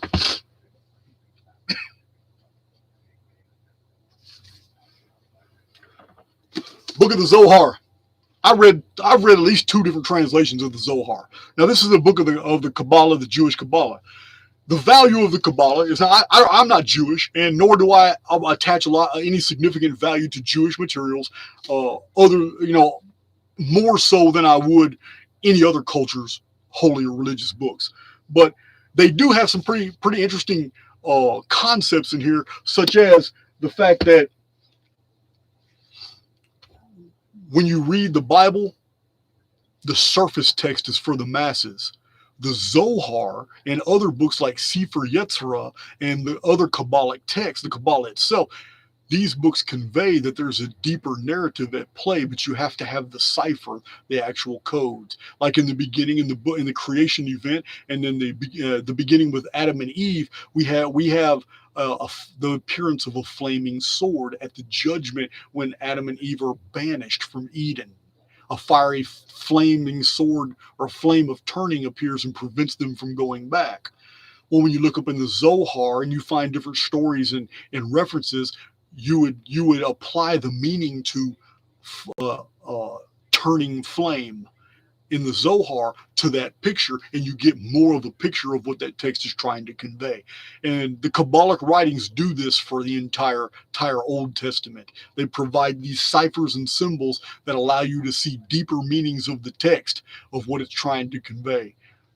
This is something that Christianity should have taken into consideration a long time ago, instead of developing all kinds of theories justifying these historic Old Testament events, because to the embarrassment of Christianity today, they're finding that none of this stuff in the Old Testament actually happened the way that it's being conveyed in the Old Testament.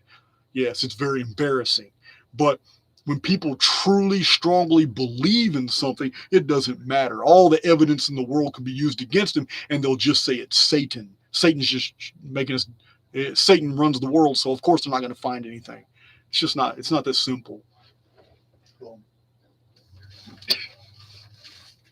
Here's a book. I like this one. A lot of visuals in this book. This is a book on ancient Egypt. It is purely by academic scholarship, But you'll find value in that too. You can't just read alternative histories. This is what happened to YouTube. This is what happened to Facebook. Some of these guys got this massive amount of information. They got all this data, and they put these awesome Facebook pages together, and they put all this material out, but 100% of all their source materials is from alternative sources. You can't ignore the scholarship. I don't. I incorporate it. I show you what's wrong and why, but I also show you what's right because it adds value. You can't ignore everything. You can't be just 100% an alternative historian. It doesn't work that way. Scholarship is not wrong about everything. They can't, because what I tell you guys all the time, the best way to perpetuate a fiction is to attach it to facts. This is why the establishment is so convincing on its version of our history. But once you understand what it's doing, it's easy to identify all that. Like this mainstream book here. It has a reference in there, and I said this in another video. It has a reference talking about the Great Pyramids, and it just throws it in so casually. Like the Great Pyramid of Giza, or like the Great Pyramid of Cheops. Pyramids had a king's chamber where a pharaoh or a noble was interred. That book threw that in there, and 99.99999% of all the readers of that book in the future, today and since that book has been published, will overlook that one little statement. I didn't. I showed it in a video. It's a deliberately placed lie. The entire page might be 99% fact, but that statement is a lie.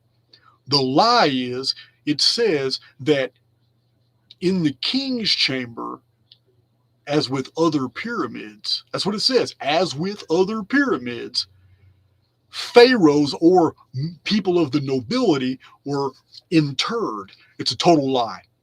There's only one pyramid in the entire world, found on all continents, everywhere, that has a king's chamber.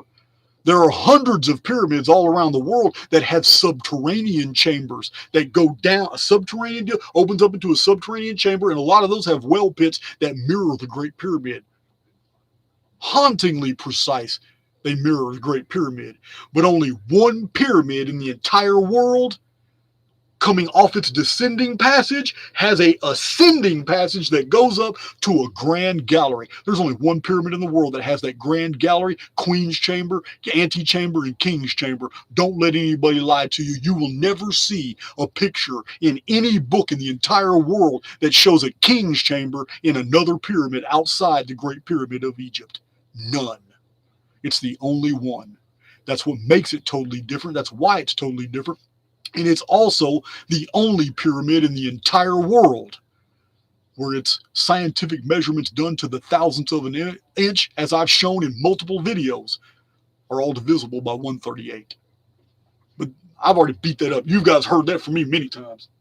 What we got here? I got a lot of books on ancient Egypt.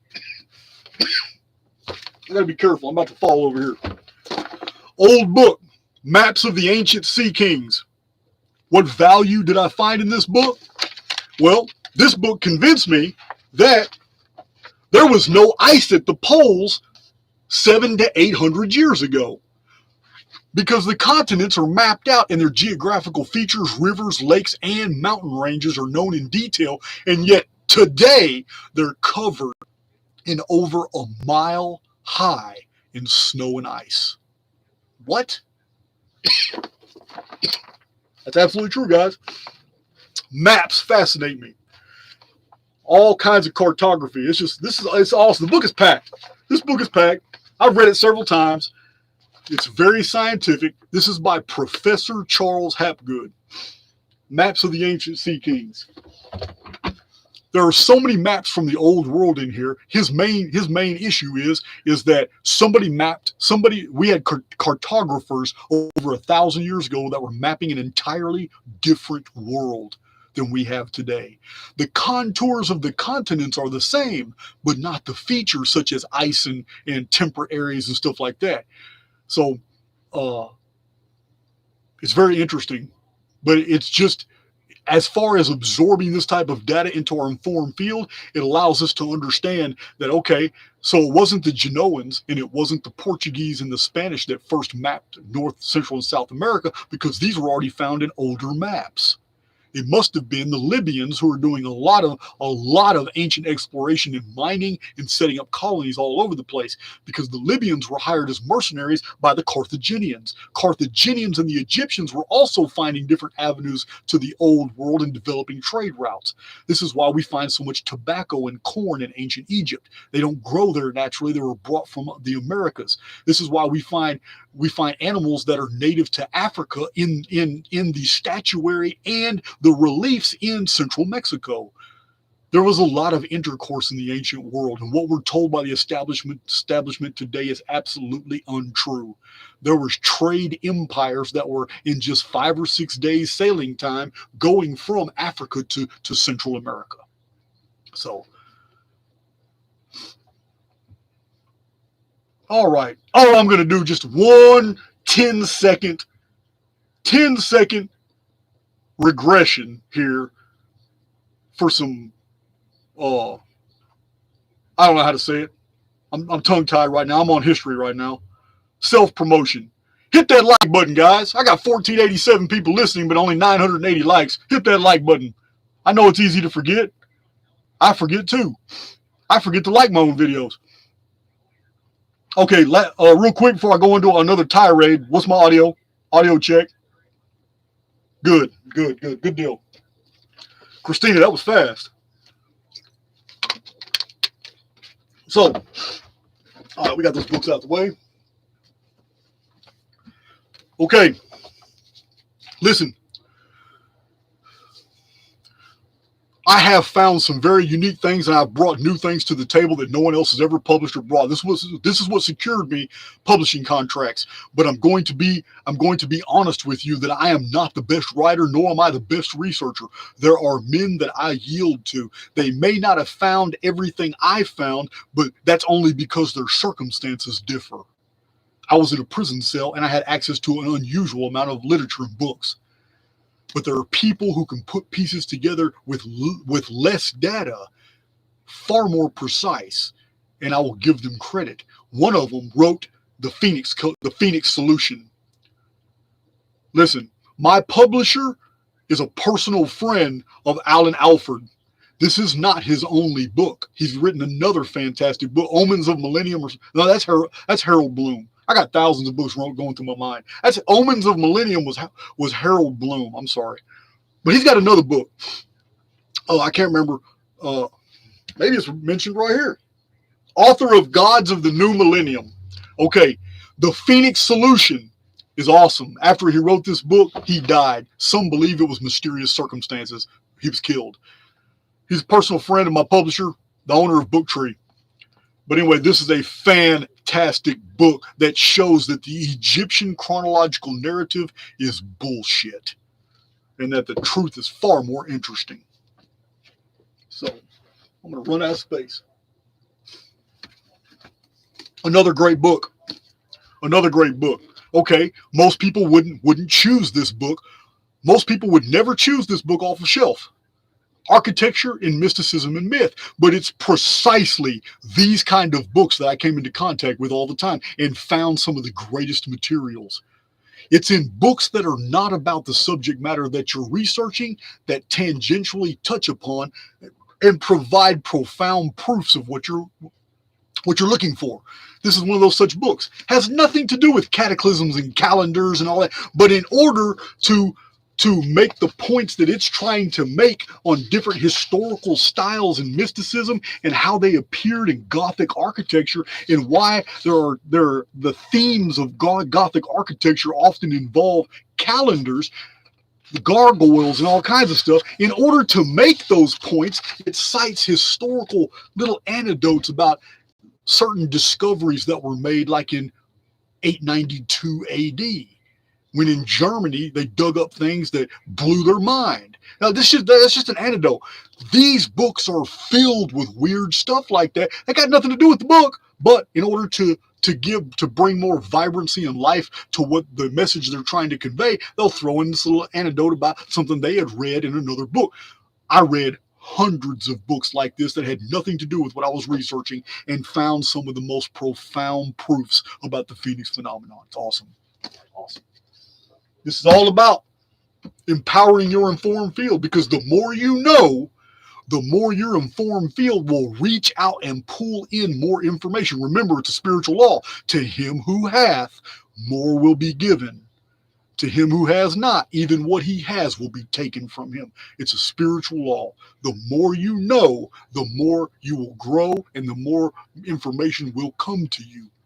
The more information that comes to you, the more your informed field reacts with the informed fields of others, and people learn from you. They learn by virtue of contact, just from you talking about certain things. They are edified. They are empowered. You don't have to be teaching them anything. It can be a general conversation, but because they're feeding off of your informed field, you are benefiting that other individual, and you don't even know it. So I better move all this. This can be a problem. Here's another book on ancient Egypt. Thank you, Jay. All these are my books. Let's see what I got here. Here's some of them. Return of the Fallen Ones. My books are packed. Some of you new guys coming to my channel, man, getting triggered, talking about, oh, this sounds real good, but where are the facts? How does he know this? Oh, yeah, you know what?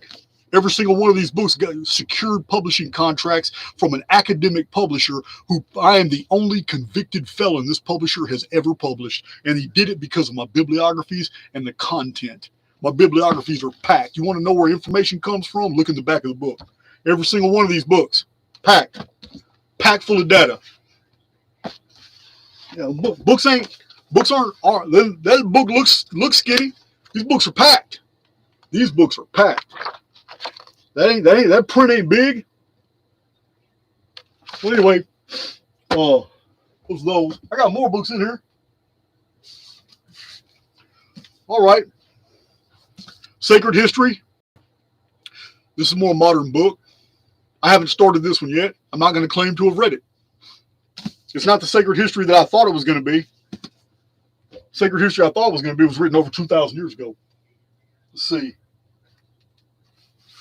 Oh, this is fantastic right here. Yeah, this is nothing but a Bible dictionary. But when I was in a joint, I used to read these. I used to study. My favorite was Smith's Bible Dictionary. My second favorite was Cruden's Bible Dictionary and Concordance. You learn so much about what archaeologists and historians have actually found, what's verified and what's not. These Bible dictionaries are absolutely packed. Even if you didn't believe the Bible and you were to read these old books, you absorb all this information about the ancient world, because there's all kinds of tangential information in here. But it's really awesome. It's awesome. Oh, the Greater Key to Solomon. All you mystics out there, don't get excited. Let's see. I know some of y'all know this book. I got a whole video about it. There's a reference in this book to the ancient world, when the ancient world didn't know anything about the counting of years. They counted days, which totally confirms many of the things that I've been telling you. So yeah, Orland, this is awesome. This was considered the Bible to a lot of European people. You don't take something like that lightly. Just because the Bible today is the Christian version, the Judeo-Christian version, you can't steal a whole culture's belief. 300 years ago or so, this was it. This was the Bible to a lot of people in Europe. That means something. Oh, here's another book I wrote. This is my biggest book, really. Shocking Secrets of Antiquity. And you will be shocked, I promise you, man. I deliver. Yeah, there's a lot in this one. It's a big old book. Let's see. All right, I've already read a huge. I have not read this Florentino Garcia Martinez. I have not read this version, this translation of the Dead Sea Scrolls, the Qumran text. I've already read the most popular translation, big old huge black book published over 20 years ago. I've already read that one. I can't remember. It's cited in my bibliography, but Dead Sea Scrolls, it's got some interesting stuff in there. I know there's a lot of controversy about it.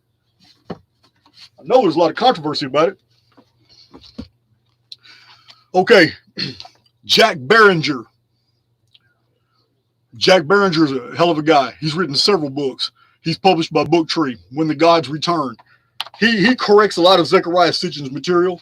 He goes through the Bible and shows all the material through the Old Testament that can be reinterpreted as some type of other species that made humans. Yeah, he's that deep. Oh, look.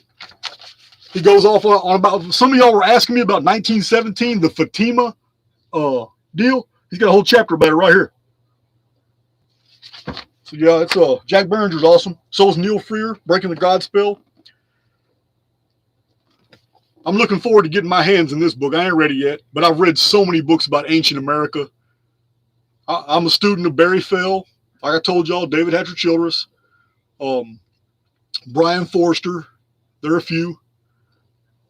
Yeah, it's very interesting books. Some very interesting books. I have not gone through this one yet, but I will. It is absolutely packed. I'm looking at a bunch of agroglyphs, petroglyphs. Yeah. Woo! Look at me. My whole shirt's wet now. Woo! It's hot in Texas. But I'm not gonna turn that AC on. It messes with my audio.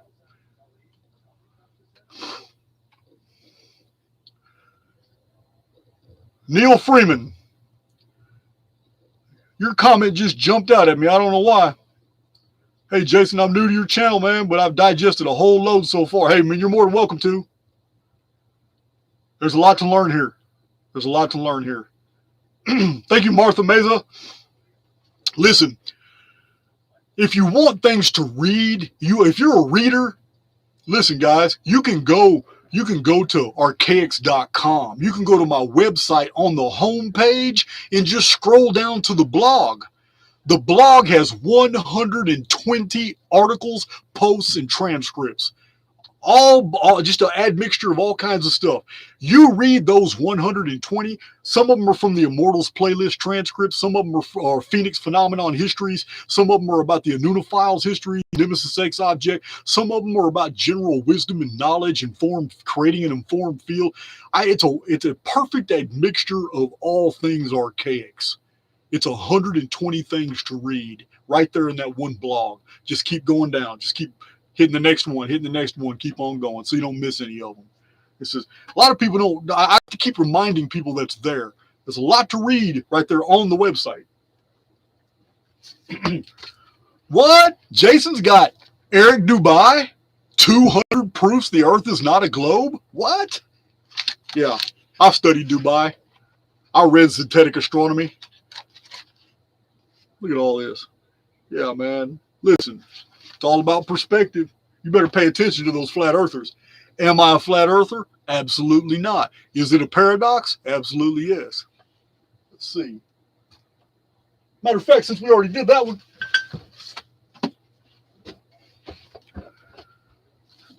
Is the Bible from heaven? Is the earth a globe? I don't know.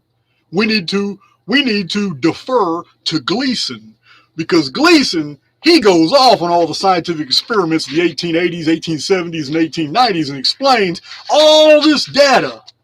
He goes off and concludes pretty much, shows a bunch of Bible verses too that say it. But he basically concludes the book with, look, it doesn't matter what you believe about if the earth is a globe or if the earth is flat. The only fact that we can conclude from all this data is the earth ain't moving.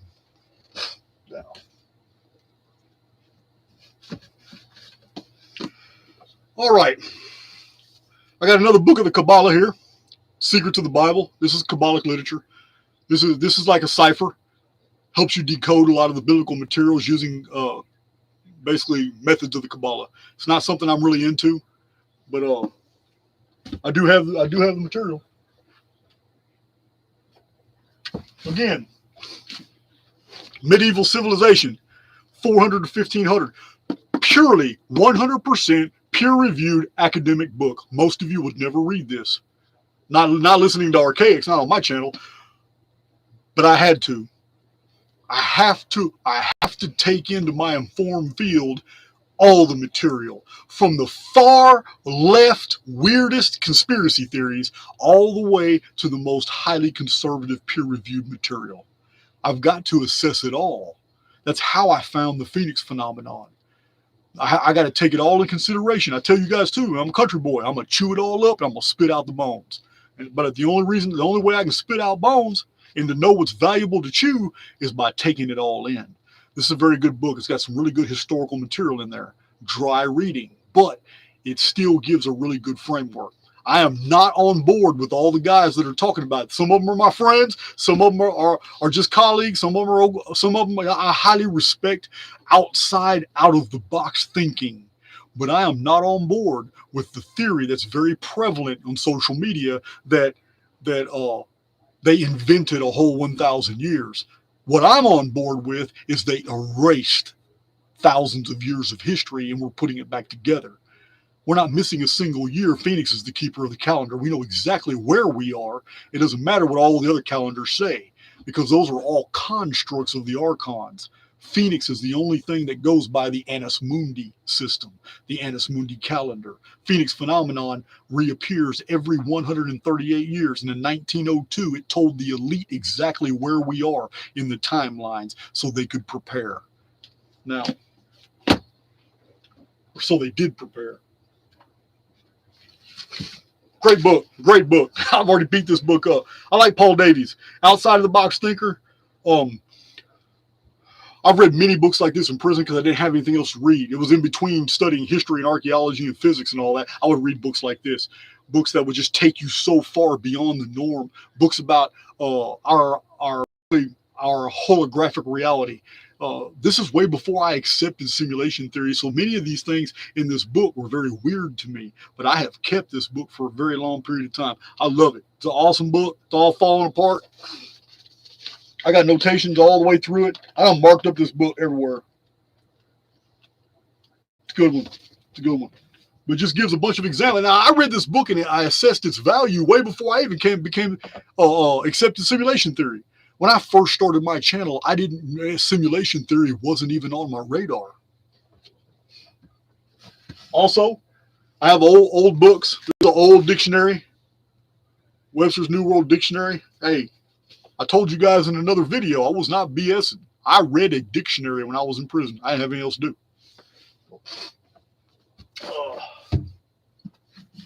Okay, this guy here, I got some really good Phoenix material out of him. This is the Book of Enoch. I had many different copies of the Book of Enoch. The Stones of Time. There's a whole stack of books. The Stones of Time. This gave me a fantastic Phoenix, for which I did not have.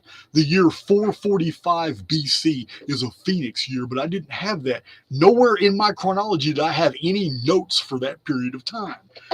This man spent a prodigious amount of time decoding all these petroglyphs throughout the ancient Americas. It's so strange. He put together this elaborate picture of all these cultures basically telling the same story. And he uses other branches of science to show when this event occurred by all different ways. He looks at the same thing from multiple different vantage points, and he hones in exactly on the year 445 BC as being a major depopulation of the Americas. Yeah, it's amazing. He shows all this ancient Mesoamerican art and everything and concludes that it was understood from North, Central, and South America that something appeared in the sky and it just wiped out civilizations. Yeah, this book, man doesn't know anything about the 138-year Phoenix phenomenon, doesn't know anything about Phoenix research. This man does not cite anywhere in his bibliography people like Harold T. Wilkins and Hans Boehringer and Hans Bellamy, doesn't cite anything about the Phoenix histories at all, and yet came up with the exact date. It's very similar to what W.J. Perry did. W.J. Perry in the 1930s published a 551-page book. I don't have it in this library, but I've cited it many times. I read it. In that book, he spends 551 pages explaining that every civilization in the old Bronze Age world, in the year about 1688 BC, collapsed. Whatever the event was, all those cultures lost faith in the sun. 551 pages to show all this history and archaeology.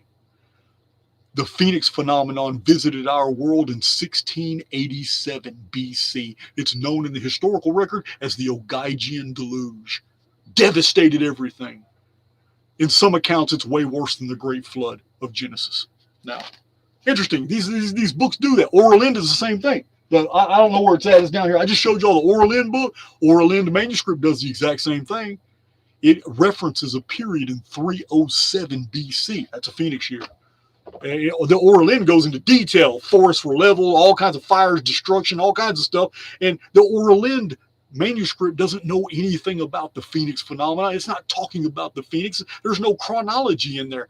But the date monikers that are found allowed scholars in the margins and the notes to say, hey, you know what? This event right here would have happened about 307 BC.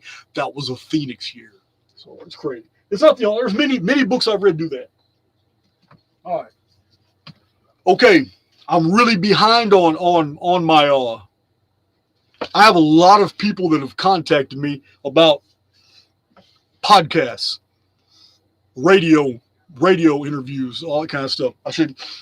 I'm going to move forward at my pace. All right. I don't want to offend anybody, but I have things to teach. I have material to divulge. I can't get wrapped up. I'm doing podcasts. I got a bunch of them lined up now. I got 5 of them lined up now, starting this month. And I'm probably going to add more to it as I answer these emails that I've set aside. But I kind of got out of control a month and a half ago. I did like 50 podcasts. And I guess for that reason, some of these other truthers believe I'm an infiltrator now because I just did too many too fast and I got too many subs too fast. I don't care what they believe anymore. I'm really through with that.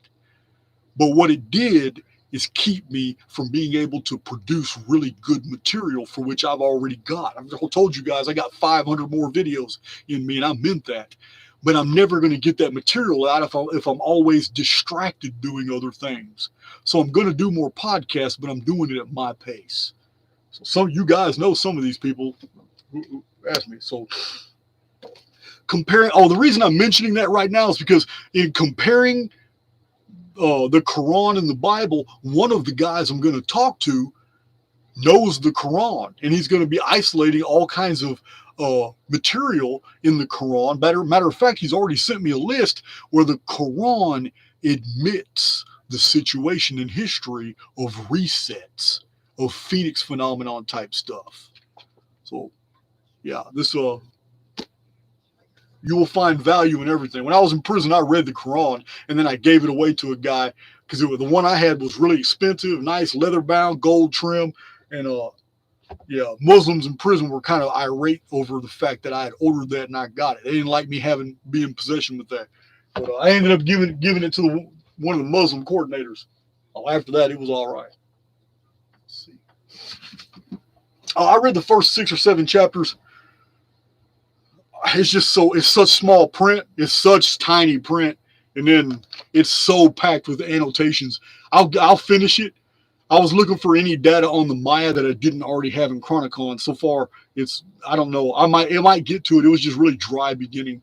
I'm going to finish the book though. I will always finish the book. So just so I can add it to it's not a part of my bibliography yet. So yeah, here's a book on the Maya. And I got a book on the Inca too. Somewhere up here. Y'all remember this book? I did a special book report showing like 17 different books, Archaic's Books of Power, where I did like 17 book reviews all in one video showing you some very profound books. This was one of them. This is Atlantis, the Andes Solution. Now, there are 200 to 300 different Atlantis books that you can find on the market today. This one doesn't tell you anything more true than the other ones do. Now, What the value of this book, though, is that this man took the time to put an index in the back that gives you all the 50 independent facts about the location of Atlantis according to Plato and Solon. I've never found that in any other book. This man put that together for anybody who's seriously interested in trying to find the location of Atlantis. 50 different things in the back of the book that'll help you locate that area. All from the ancient records, cited from the records. Oh, I got so many books, man. Some of these aren't really worth. Those are fantasy books. These are all my fantasy books. The Phalorn Saga. The Inca. So imagine a civilization that places no currency value on gold. The Inca. What kind of belief systems would have caused them to use seashells and polished rocks as a type of currency as opposed to gold, which they used in such abundance as beaten sheets to insulate the rooms of temples and palaces? Gold was used as ornamentation. There were people in ancient Incan culture that had gardens made of nothing but gold objects. What? So, when you take into consideration all this different data, how different the Inca were from the Maya, how different the Inca and the Maya were from the older Olmeca, how different the later Toltecs were with their long beards than the later Aztecs who adored them. When you take into all this cosmopolitan history of the ancient Americas, we're left basically with the idea of a lot of transatlantic or trans-Pacific voyaging. And we find this because in my informed field, when I take into consideration that there has been stamps in Libyan, Phoenician, and Carthaginian in stamped bricks that have been found in structures in the Americas, as recorded by people like William Corliss of the Source Book Project. In my informed field, when I take into consideration all these artifacts that have been found from Rome and Carthage and Africa, that have been found in Texas, in Colorado, Arizona, California, all up and down the Mississippi, whole treasure troves of artifacts that have been found. It makes sense to me now. I can understand the even older legends and myths and traditions from the Orient of when 255,000 Chinese of the Shang dynasty had to get somewhere during a phoenix phenomenon, because it was shown that the mandate of heaven had changed when the Fing appeared in the sky, the phoenix. And when the Fing appeared, it told the people that the rulers had not been doing what they were supposed to be doing. The elite had to catch out. 255,000 people of that civilization left, but the majority stayed. When they left, they reappeared in Central America, Veracruz state. So I read all about that, put it away, I shelved it, and then I come into contact with all kinds of Shang dynasty artifacts that are found in Central America. What? You don't learn about that in history books, but you find it in the specialist literature everywhere. So basically what I'm trying to convey is that when you take all kinds of information in and they're absorbed into your informed field, it makes you more pliable. It makes you more able. It gives you the energy to absorb even more data, even when you're not trying to. We don't just learn from actual doing things. We learn by virtue of contact. That's why it's very important who you hang around frequently, because you're exchanging information with that person. That person can poison you. That person can lower your informed field. The vibratory rate of your informed field can be taken down to such a low level that you can become in resonance with the negatively polarized individual. And that's dangerous.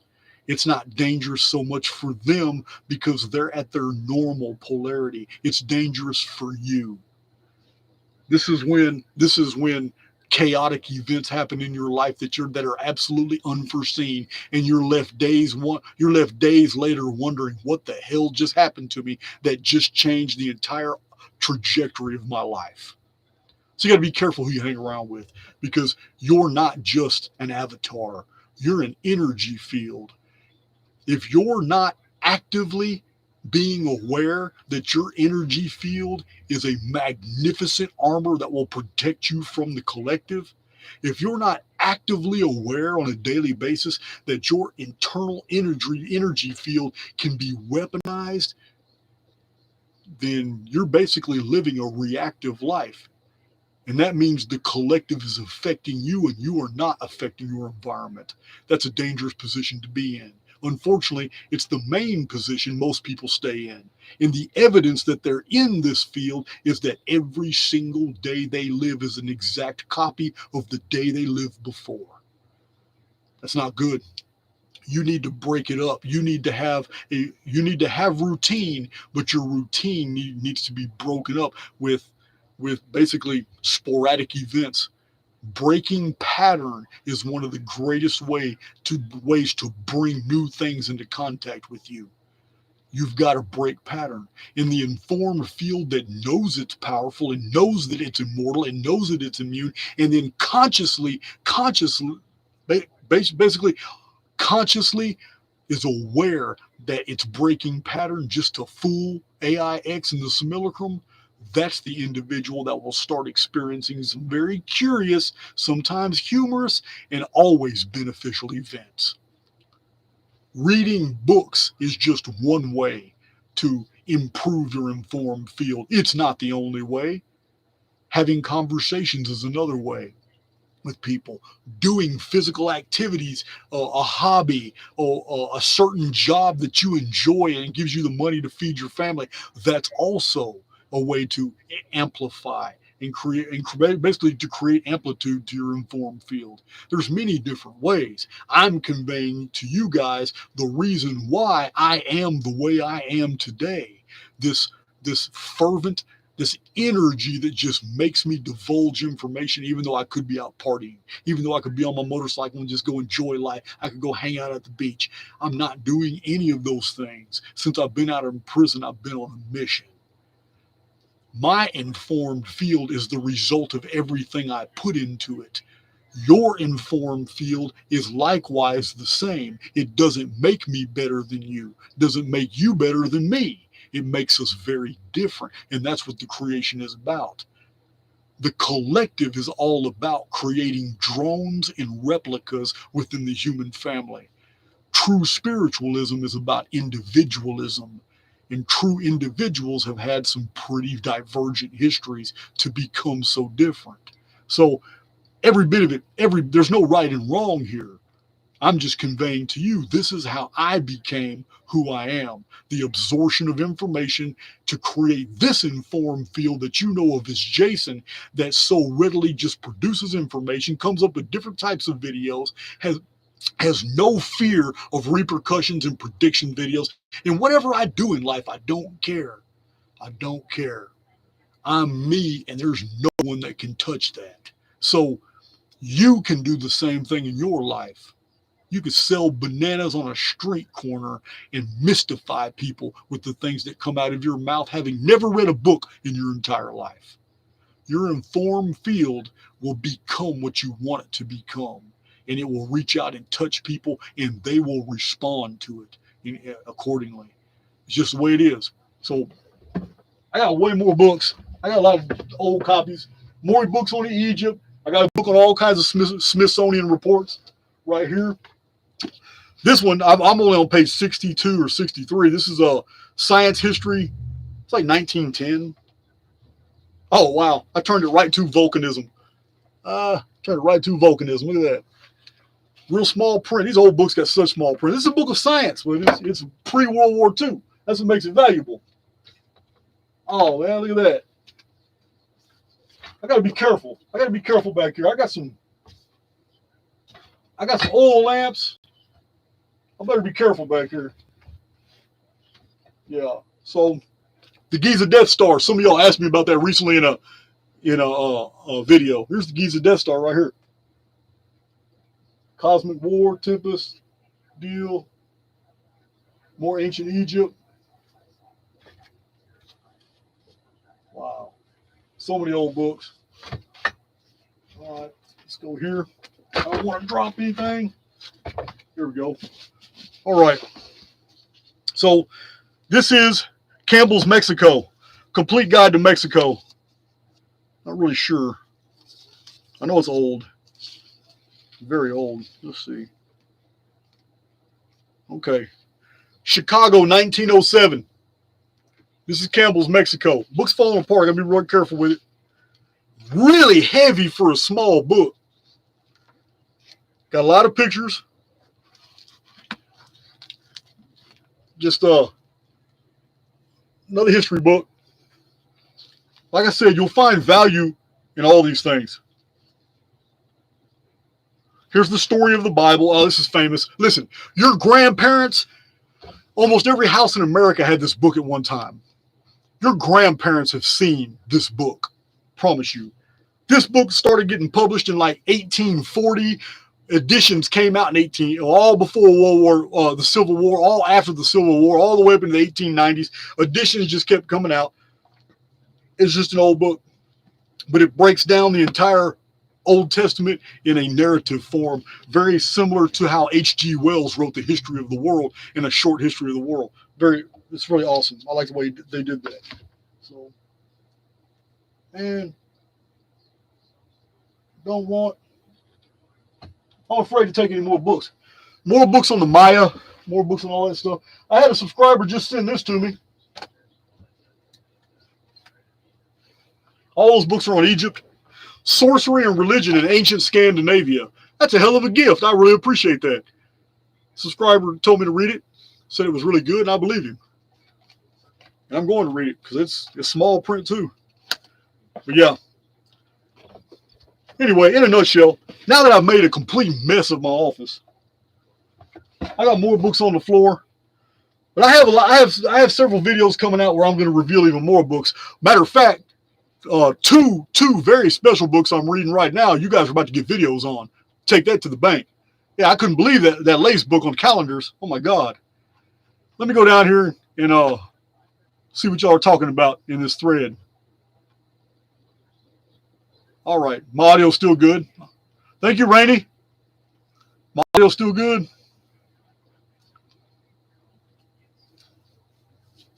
Okay.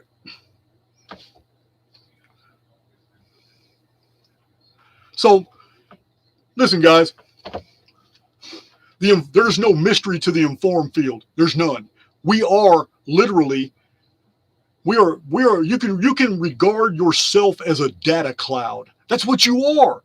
We can get mystical. We can go all the way. We can go all the way religious and mystical because those are frames of reference we're comfortable with. And you can call yourself a spirit. I'm cool with that. Call yourself a soul. Do whatever you want. Thank you, Jeremy Leach. Listen, you can do all that. But you're a data cloud. And it doesn't make you any less immortal, any less spiritual. You're a created being. I get that. Like this guy here, Jeremy, just asked me, what is the purpose of this life? The purpose of life, as I've covered in many, many videos, is the acquisition of experiences, because the acquisition of knowledge does not mean anything. That someone knows more than someone else is not a criteria for anything at all. But the more experiences you have and what you did through those experiences are what forge your eternal personality. Remember, I've told you guys, the end game is a eternal avatar. We haven't received that yet. For whatever reason, we've been made to live through life sims, maybe through simulacrums multiple times. Maybe we will be ejected from this one, having graduated to the next tier of holography. But the final end game is a white robe, where we will be given a white stone. These are the symbols of the mysteries.